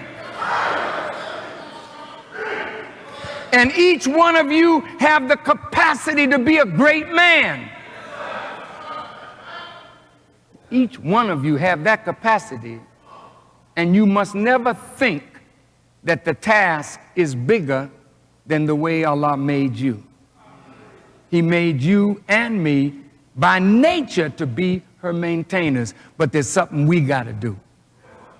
Now, in order for me to maintain a creature, I got to know the nature of what I'm maintaining. You can't maintain a house without blueprints. You got to know where the switches are, where the pipes are, where this is. If that goes wrong, you got to know the house. Is that true? Yes. You can't maintain a woman if you don't know what a woman is.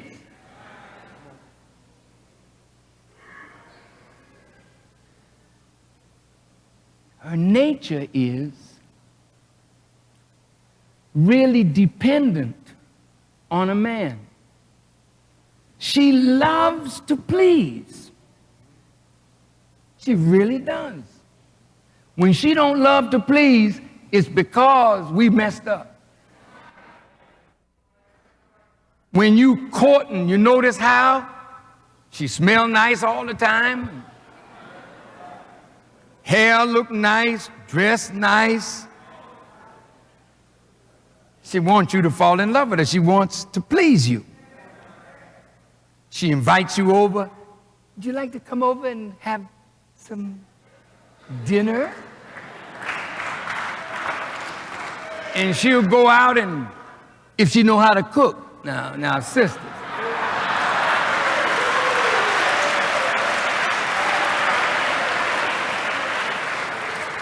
Look, I ain't marrying no woman that's marrying me to Sally Fields or what the woman name, Burger somebody, or don't do that to me.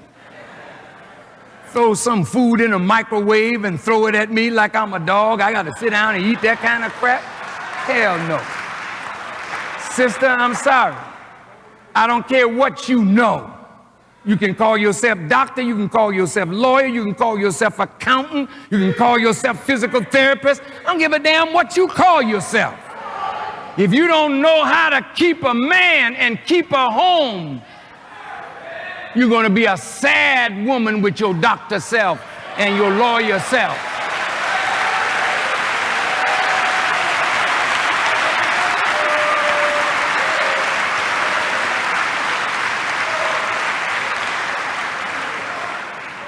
All right, I'm gonna go back over here now. I'll be back over there in a minute.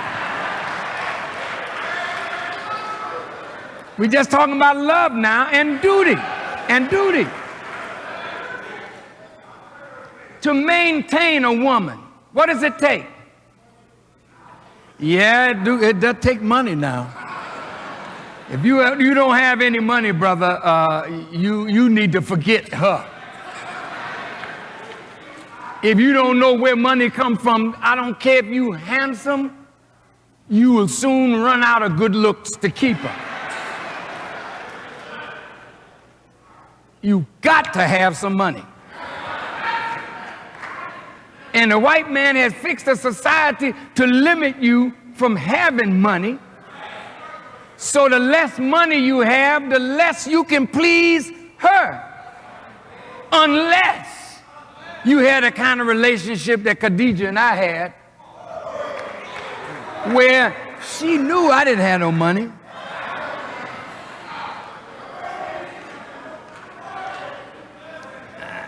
I didn't have no bank book. I didn't have no money, but I had a will to work to take care of her and my children. So she knew that I was a man of integrity because she had money. She worked. You know, the little girls, they get these jobs in these little factories doing this and that.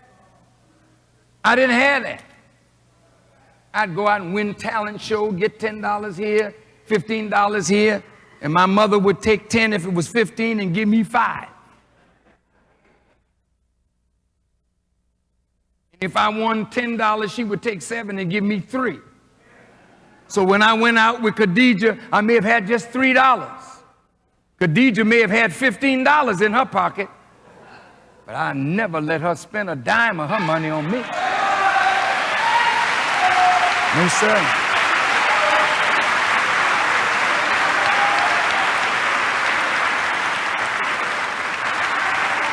I spent my money till my money was done.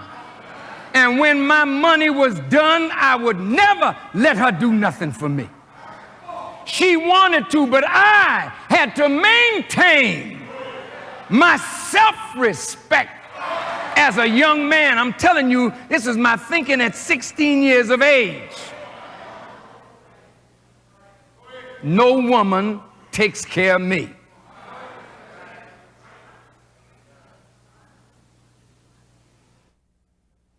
I wish you all could say that.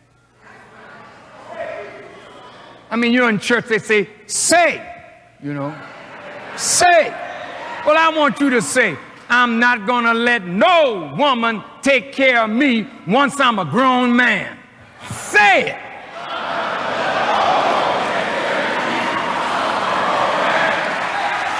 Some of you living on your mama and you 30 years old.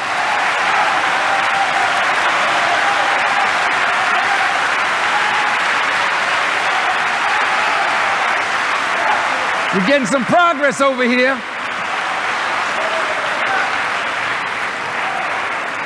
But when the clapping is done, we want to see what we do.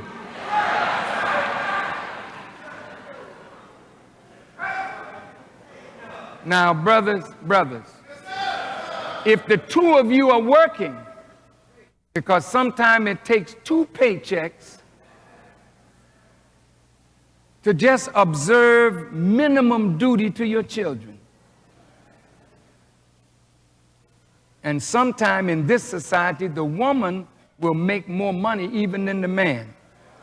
And the enemy does this to give her a rise over you.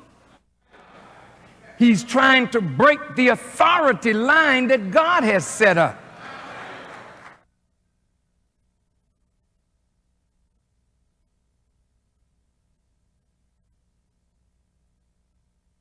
In order to maintain a woman, brother, you have to understand who she is. Well, she sure is fine, man. That's all I know. I don't think I need to know nothing else. She's just fine.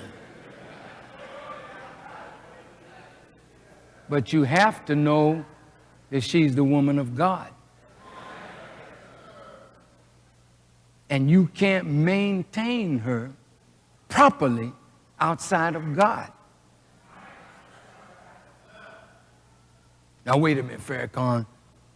Now, I got me a bachelor's degree, I got me a master's degree. Yeah, and you got hell in your house. A doctorate degree don't keep you from getting a woman to lash the hell out of you for failure in your duty. You just got a doctorate degree. That's all you got. But that didn't qualify you to be a good man. So don't get hung up on these degrees behind your name, because your wife is not hung up on that. How well are you observing duty? And I say this because as a man, see, you have to stand in the place of God. That means if you don't have a knowledge of God and a knowledge of self and a knowledge of the nature of the woman who is your second self,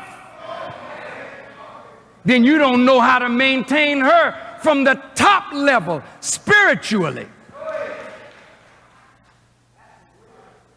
Then mentally. Man don't want to study. He got big muscles, but mentally he's not equipped. She running rings all around you. And sometimes laugh at you how easy it is to manipulate us. But if you are up on the knowledge, when you see her going that way, you can head her off. Say, wait, baby, don't go there. See, you're maintaining her as a righteous woman because she'll slip and use craft. Play games. Oh, yeah. But hell, if you know the game, when she starts moving in the game direction, you block her. You know, I saw a fight last night, David Tua and Bird. And Bird was crafty. He would always spin out because David Tua didn't know how to cut the ring off on him. See, it's a science to everything. You got to know how to cut her off when she's going in a strange direction in order to maintain her in the path of God. And guess what? She got to know how to do the same for you. Because, brothers, you all play some games. We do sometimes, right? And you're supposed to be the righteous head of your house, but sometimes we are not what we should be. And that's why a good woman will always check the man to try and make him stay on the path of God. That's your job. It's your duty. Okay, so now we got the spiritual, and I'm saying this, brothers, if you don't study, you don't maintain her. Guess what? When she finds out you a dummy,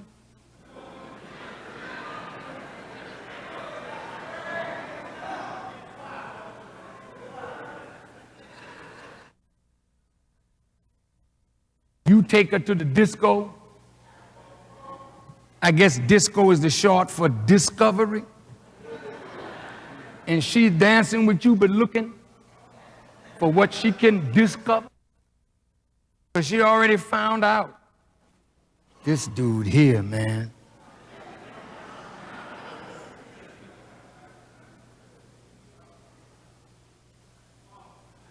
Maintenance is a heavy responsibility, brothers. And it demands for us as men to constantly be on guard in our own homes against the influence of Satan. You can't maintain your home if you don't know how to recognize the wiles of Satan. You can't maintain your wife or your children without knowledge.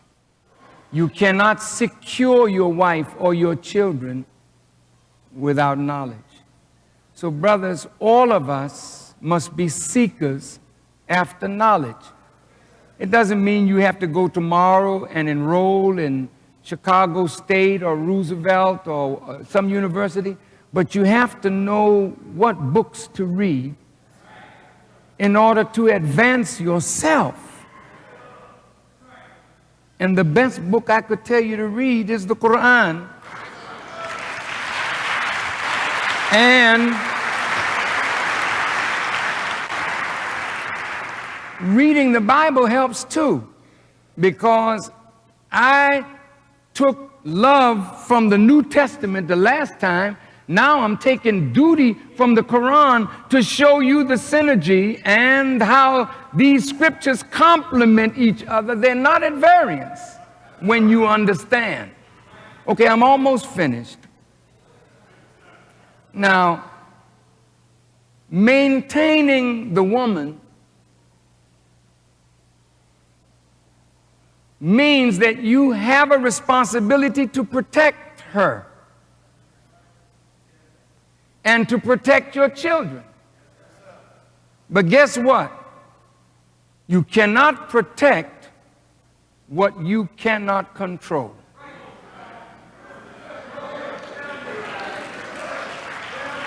Wait now.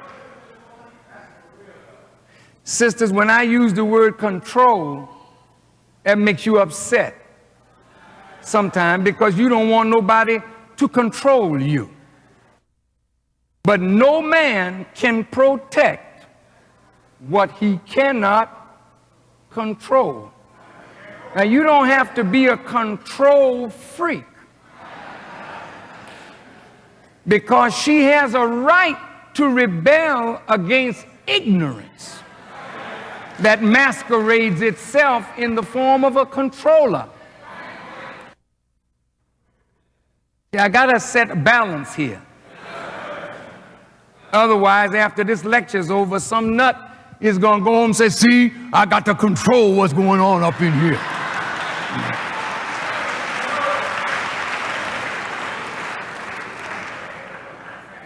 But I say this, a woman will submit to you if you demonstrate the wisdom that allows them to see it, and they submit to it. Then the wisdom is the controlling influence, not you personally. Listen, please, See, truth is above everybody. So you can't say, I'm the boss. I am the boss in this house. Well, wait now. You're supposed to be, but on what basis? It's not your ability to knock your wife around. It must be on the basis of the wisdom that you have for the situations that arise in the relationship. And if you both are angry, don't bother, because she ain't listening to nothing you're saying. And the decibels that get louder and louder, and well, okay, you're screaming, you're hollering, and I'm going to do what I want to do anyway. So when anger subsides, then reason can grow in a house. You can never settle an argument where the male ego is involved if you as a woman don't know how to handle the male ego. That's why he lives in your mouth like a dentist, because you rip him apart with your tongues. You see his weakness, and then you beat him up. And he can't handle that. You're driving him out of your house into the arms of a strange woman who he don't have to live with. He just have fun with and leave. And usually that's what he wants, fun and leave. Not responsibility. Boy, this is a tough lecture. Yeah, tough one. Yeah.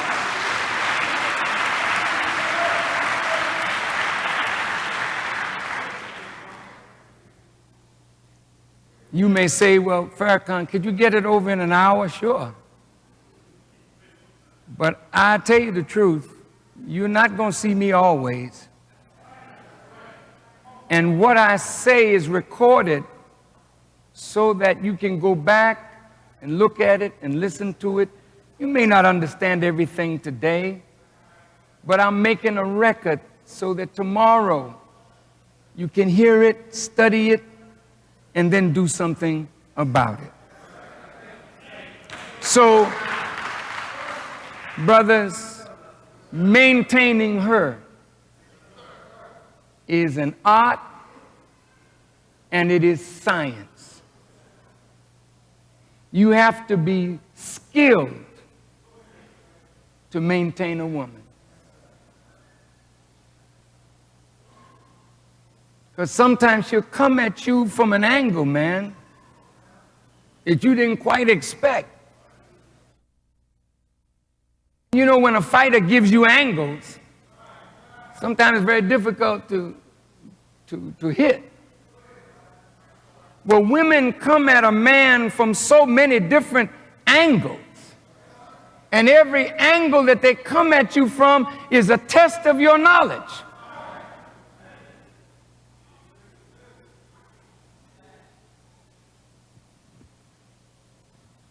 So maintenance demands that you and I as men grow into God.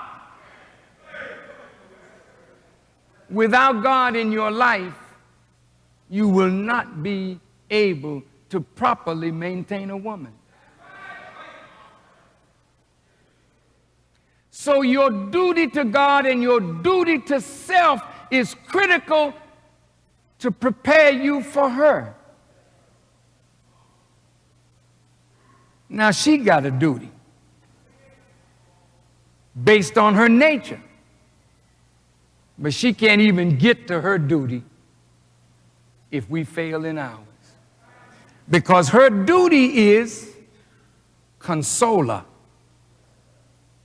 Ooh, that's a heavy word. When you go to Japan or China or Korea, those women are taught how to serve a man. You come home from a hard day in the factory or whatnot, hot tub waiting with oils in the tub, you know, and fragrance and candles, and he can't wait to get home. He's so want to get away from his foreman, he rushing for the 5 o'clock hour so he could go home to a woman that knows how to care for him. But he is first required to be a good maintainer of her. And when you are good in maintaining her, then she follows naturally out of love. It ain't just I'm obligated. Yeah, I am obligated, but it's a duty that I love to do. Come on, baby. Lay down, let me rub your back.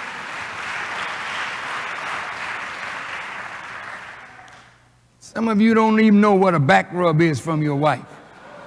You know what a kick in the butt is, but you don't know what a back rub is.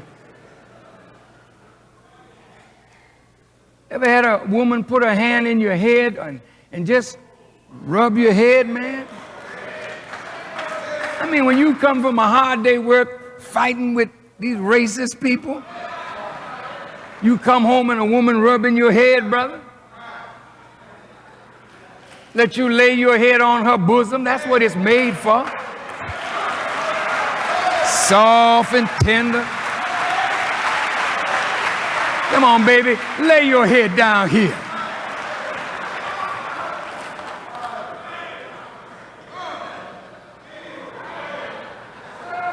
When you hit the door, you smell the food on the stove. Because she know how to cook. She's not giving you no hog maw, no chitlin fatback. She's giving you a good, wholesome, healthy meal because you are to maintain her in one way. She has to maintain your health and well-being by the food that she cooks and the good way she looks and the good way she acts as a consoler of you.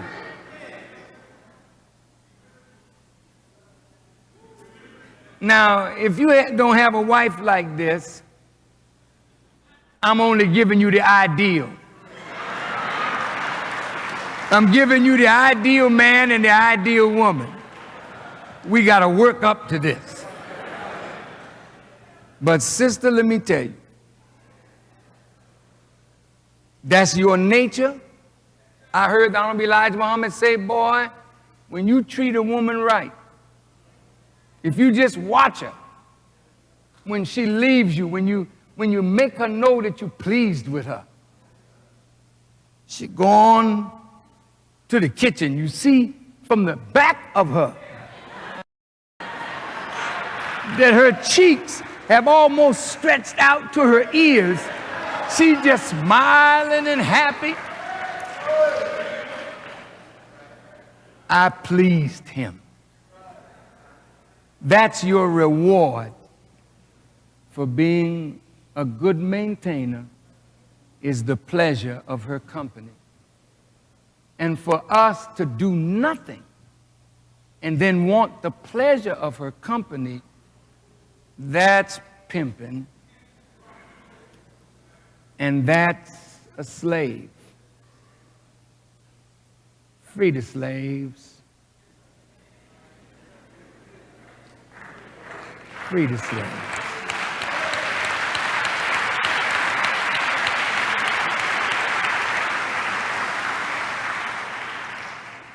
Now, to the young people that live in their parents' homes, your parents have a duty by you, but you also have a duty by your parents. No child should raise his or her voice to their parents. That behavior is not liked by God. Sisters, brothers, look, even though you're growing in your strength as a young man, that strength should be subordinated to your mother and your father because they bore you when you were young, particularly your mother. A man is not a good man who is unkind to his mother. A man is not a good man who is unkind to his wife.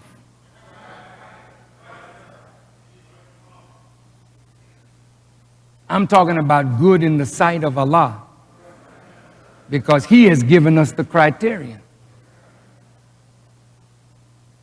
So children As the Bible says, honor your mother and your father. How do you honor your parents? By trying to be respectful and obedient to them, especially when they have lived life and they have fallen into traps and they don't want you as their daughter or their son to go in the same way that they went, make the same mistakes that they made. Okay, well, I got a mother, and it hurts me for my mom to bring men home, and I hear them sometime at night in the next room, and it really tears me apart. How can I honor and respect a mother like that? That's not your duty to judge your mother. It's your duty to honor them, because without that mother, you wouldn't be here. So if what she does hurts you, you should wait for an appropriate time and speak to your mother out of the deepest respect. And she may look like she's rebelling against your words, but if you come to her right with respect, she'll go away from you and say, Lord, I'm going to have to change. But you must come to your elders with respect and honor. Sometimes it's difficult to do when your parents do something that you believe is wrong, especially in relating to you. Still, you are required by God. Don't say so much as to your mother. Don't do it, sisters. Don't do it, brothers. Even if you are angry and you are right and mom is wrong, be respectful and wait until a proper time. I remember once my mother gave me a time to come in, and that night it was 10 o'clock. And I was out with my friends, and we got into a conversation, and the conversation got so good, I failed to look at the time. And I got home nearly 11. My mother met me at the door. First, she locked me out. Now I'm sleeping on hard stairs in an apartment building. Then after she left me out there about an hour and a half, she let me in, and soon I got in the door, she hit me. Bam! I went up in my room and I sat down in a chair, and she came back and she hit me again. I told her the truth, but she was angry with me because she gave me a time and I didn't watch the time. But I was so angry with my mother that I begged her, please don't hit me again, because I felt something violent coming up in me toward her, which she would have killed me.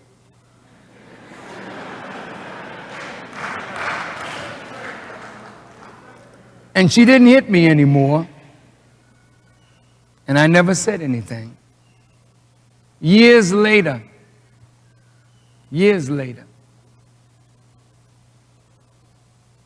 I'm waiting at home. My mother don't show up. I'm nervous because my mother never stays out late. She finally came in, maybe 12 something, near 1. And I said, Ma, what happened? She said, child, I was out there with Miss So-and-so and Miss Ting, and we talking. And the conversation so good, man. I talking, I forget the time. And when I look up, this is the time. I said, Mother, do you remember when I told you the same thing years ago? I just reminded her gently. Until my mother died, she was the boss in my house. A lawyer came to my house to discuss business, and my mom was at the table. She had wanted to talk that night. She's up in her 80s, and she was talking. She held the floor. So when the dinner was over, the lawyer said to me, he said, I can see who the boss is in this house. I said, as long as my mother's alive, she's the boss. I said, I never know when I won't hear her voice again. So whenever she wants to talk, I ain't got nothing to do but listen. We'll make another appointment some other time. If you treat your mother with respect and honor, which is your duty, God smiles at you for being honorable to your mother and your father. Now,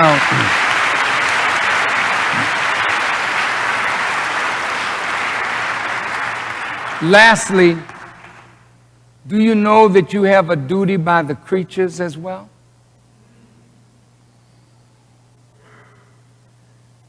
You should never mistreat the creatures of God. Now, I kill flies. I can't help that. Fly is in my domain. You got to go. In fact, if you're a bug and you're in my house, see, this is my space. Don't come up in here. I get raid and get you. But to show love for God is to be dutiful in how you care for the lower animals. You never just mistreat the creatures. God in the Quran, He allows you to hunt because hunting sometimes keeps the balance in nature, you see. But excessive. You don't even kill one of God's creatures without mentioning His name over that life. You don't just take the chicken and just... See, you're frightening the chicken so bad till it's releasing into its own system that which will be harmful to you when you eat the flesh. They should never even know that they're dead. You do it so quick and so merciful. This is the way God wants us to treat His creatures or the lower animals. Can you imagine how angry Allah is by the way we treat a fellow human being? How do you think God is looking at us? No matter what my son failed to do or didn't do, to go and beat the boy with baseball bats and then shoot him, you know, how does God look at that? Well, He could say, I sent him. Because good words that you speak, he didn't hear. So maybe the bat and the bullet will help him come to himself. God has a left hand and a right hand. And He uses them both to accomplish His will. You may not understand, but I told my son Mustafa, I said, always look for the hand of God in the things that happen. And when you see God's hand, respect it and understand how God works. Enough said. I close from the Bible. And look at these words of Paul. He's talking about love now. He said, wives, be in subjection to your own husband, that if any obey not the word, they also may without the word be won by the conversation of their wives. If this man fails to obey the word, By your conversation with him, you can bring him back to the straight path, because if both of you say you believe, then in your house truth must be the arbiter of dispute. It says, while they, your wives, behold your chaste conversation coupled with fear, whose adorning, let it not be that outward adorning of plaiting the hair and wearing of gold or putting on of apparel, but let it be the hidden man of the heart in that which is not corruptible. In other words, sisters, what you do to beautify yourselves on the outside to please him, there's something that you should do on the inside. Wives, be in subjection to your husband. Husband, be in subjection to God. So if you are in subjection or submission to God, she's justified in submitting to you in a godly way. But just because you're the man, don't think that because you're the man, she's justified in obeying you when your words are contrary to what is right, what is just, and what is true. So I thank you for allowing this discussion.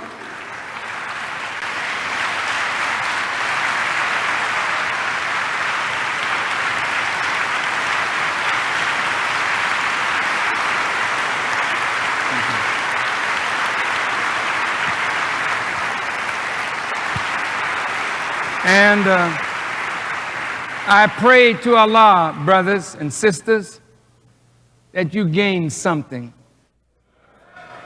from today's discourse. Just a minute, please. Could you hold your seats for just 1 minute? Thank you. I know it's late. It's a little after 5. But, you know, you gained something. I hope you did. And so as you leave this place today, I want us to go home and really think about the word love and think about the word duty and give yourself a report card. Look at yourself and say, where have I failed in my duty, first to Allah, to myself, to my wife, to my children, to my employer, to my fellow man? Where have I failed? If they're paying you so many dollars an hour, give them an honest day's work for an honest day's pay.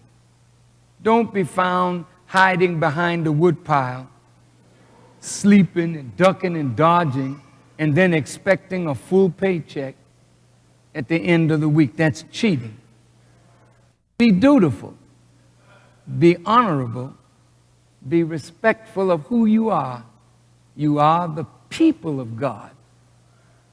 Now, I'm going to come back, if it's the will of Allah and I'm up to it.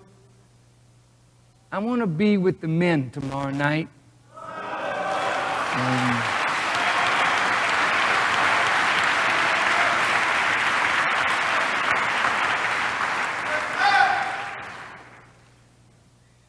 But I want to come out on Wednesday because there's another subject that God gave me like this one. It's like a twin. Who are you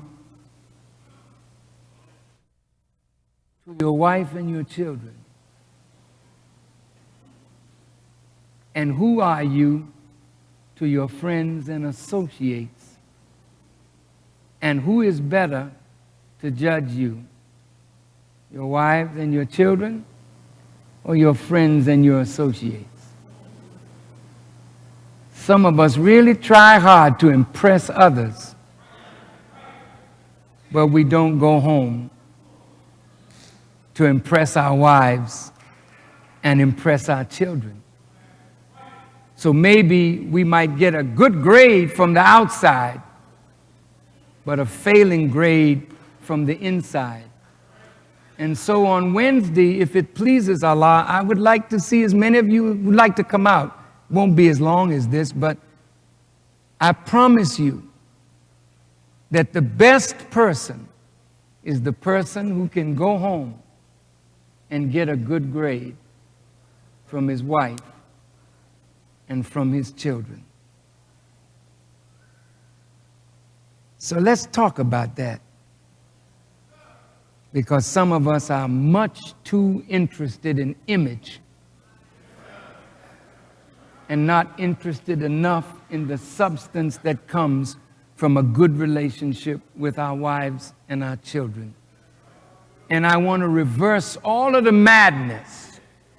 And if I could say this about birthdays, you know, they got this thing all backwards. When is your birthday, right? Who has a birthday today? Anybody in here? Oh, brother. Yes, sir. Congratulations, brother. May Allah bless you both to have a very long and fruitful life. But you know what? When it's a birthday, we always expect somebody to give us something. Every time you reach another year, find something to give your mother.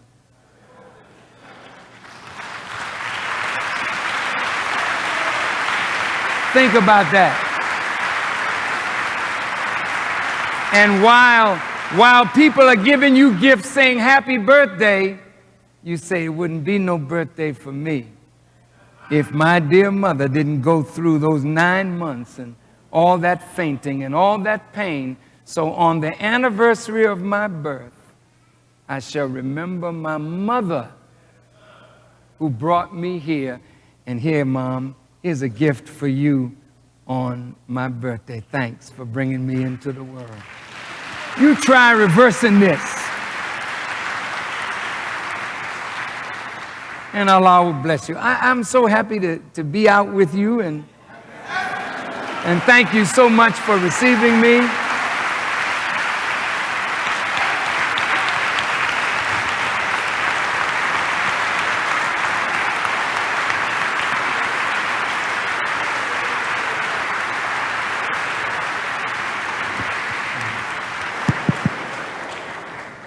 I just wanted to congratulate my United Kingdom representative, Minister Hillary Mohammed.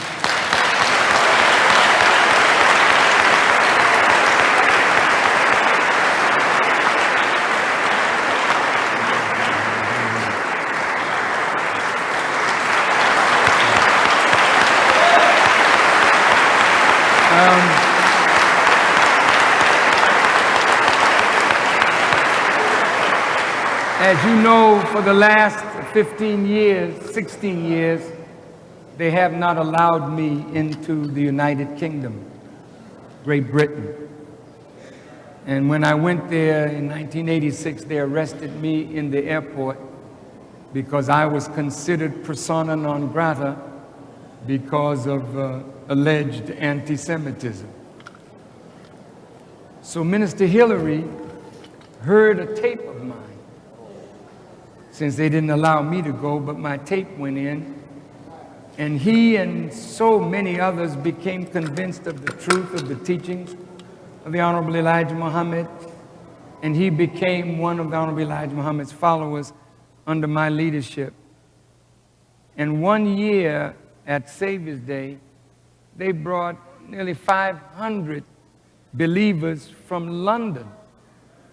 Now they have believers in England, in France, in Norway, in Sweden, in Ireland. Too.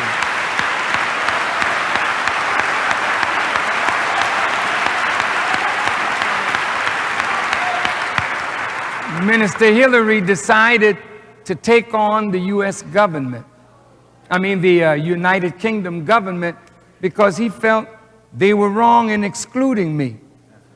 So he went to a man called the solicitor. His name is Sadiq Khan, who was here a few days ago and had to go back. But one of the other attorneys came, Brother Matthew Ryder, come. Oh, my brother, congratulations. Thank you. And so these are the lawyers. There's another one who is Caucasian, who was the chief lawyer. He is a very, very prominent attorney in the United Kingdom.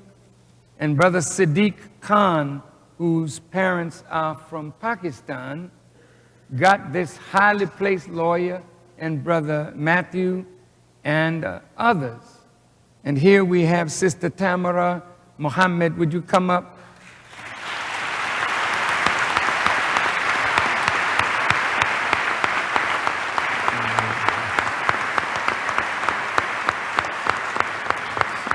She's also one of our attorneys in the United Kingdom. And for the first time in history, they took the government to court on a case like this, and God blessed them with victory. And so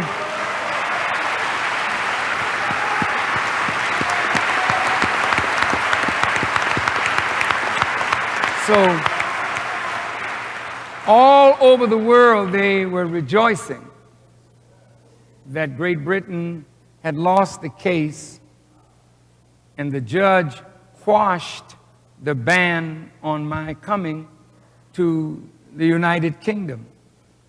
On October the 1st, Justice Turner, who is the judge that delivered this verdict, will give his reasons in law as to why he quashed the ban on my coming.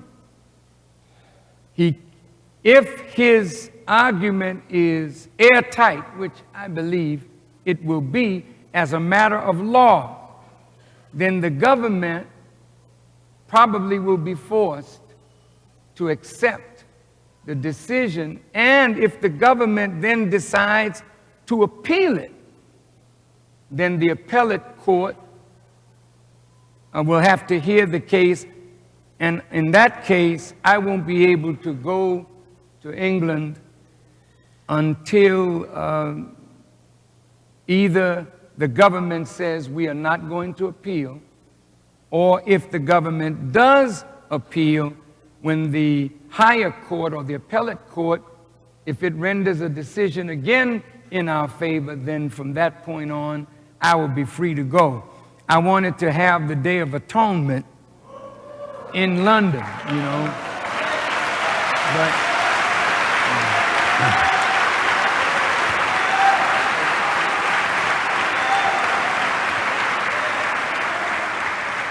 what they have effectively done is they've made me bigger than I would have been if they had just left me alone. So since they didn't leave me alone, and my brother saw it as an injustice, the attorney saw it as an injustice, and the government now is on the ropes, so to speak. So maybe we'll be going to London because London Bridge is falling down.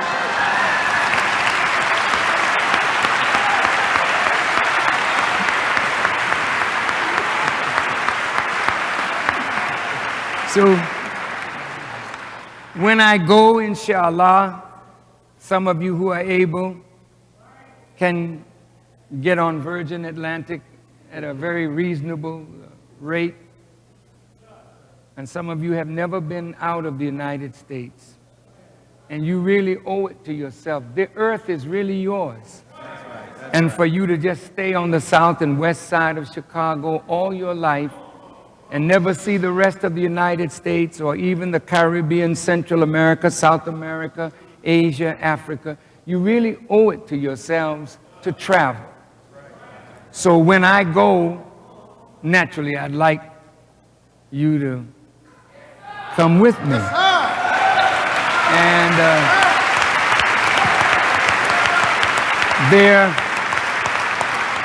there are about 1 million Muslims in London. And so it's not, and you know, how many blacks are in England, brother?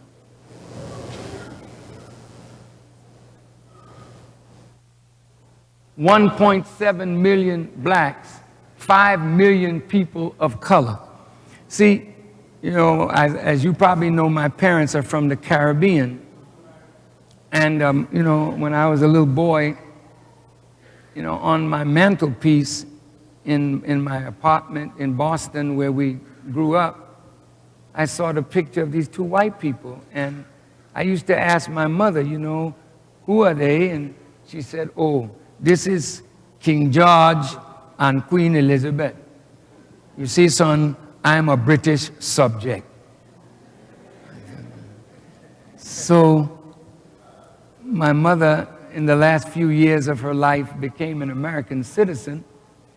But ooh, she would be so excited to know that her little boy got the United Kingdom all upside down, inside out.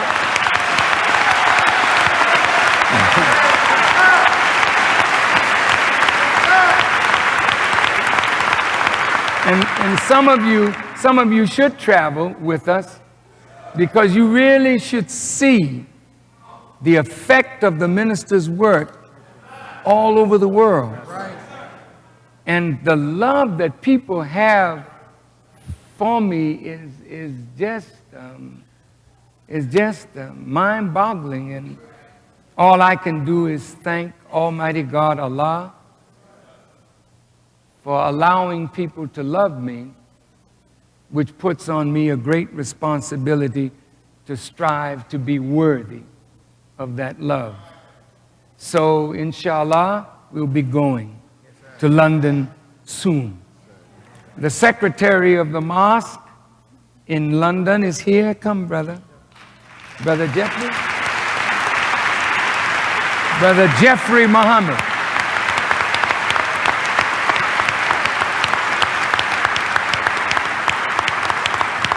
And some of you beautiful sisters and brothers don't even know that outside of Africa, in the diaspora, meaning the Western world, there's over 200 million black people. Did you know that? You didn't know. Well, if you walk with me, you will meet your brothers and sisters. You have a strong representation in Canada, North America, Mexico, all through Central America. You know, at the Million Family March, you saw Daniel Ortega. He's the leader of the Sandinistas who overthrew the rule of a CIA puppet. And he opted for elections, and America sent all kind of dollars down there to beat him, but he's running again. And if it pleases Allah and he wins, naturally he wants his brother to come to Nicaragua.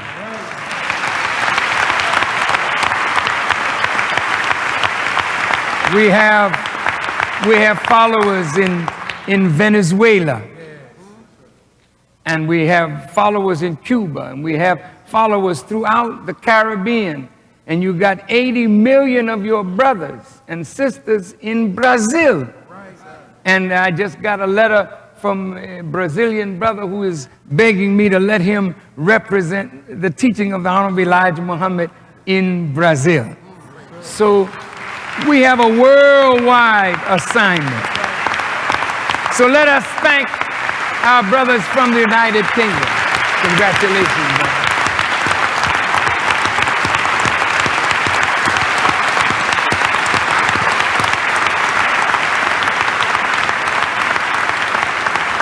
Also with us today from Ghana, our dear brother Sheikh Ahmed Tijani. Sheikh Tijani, always a pleasure to see you. And we have some of our brothers from Africa but living in Canada. Brother, your name again? Oh, you got to say that again, brother. Idi Bonabucha. Thank you, brother.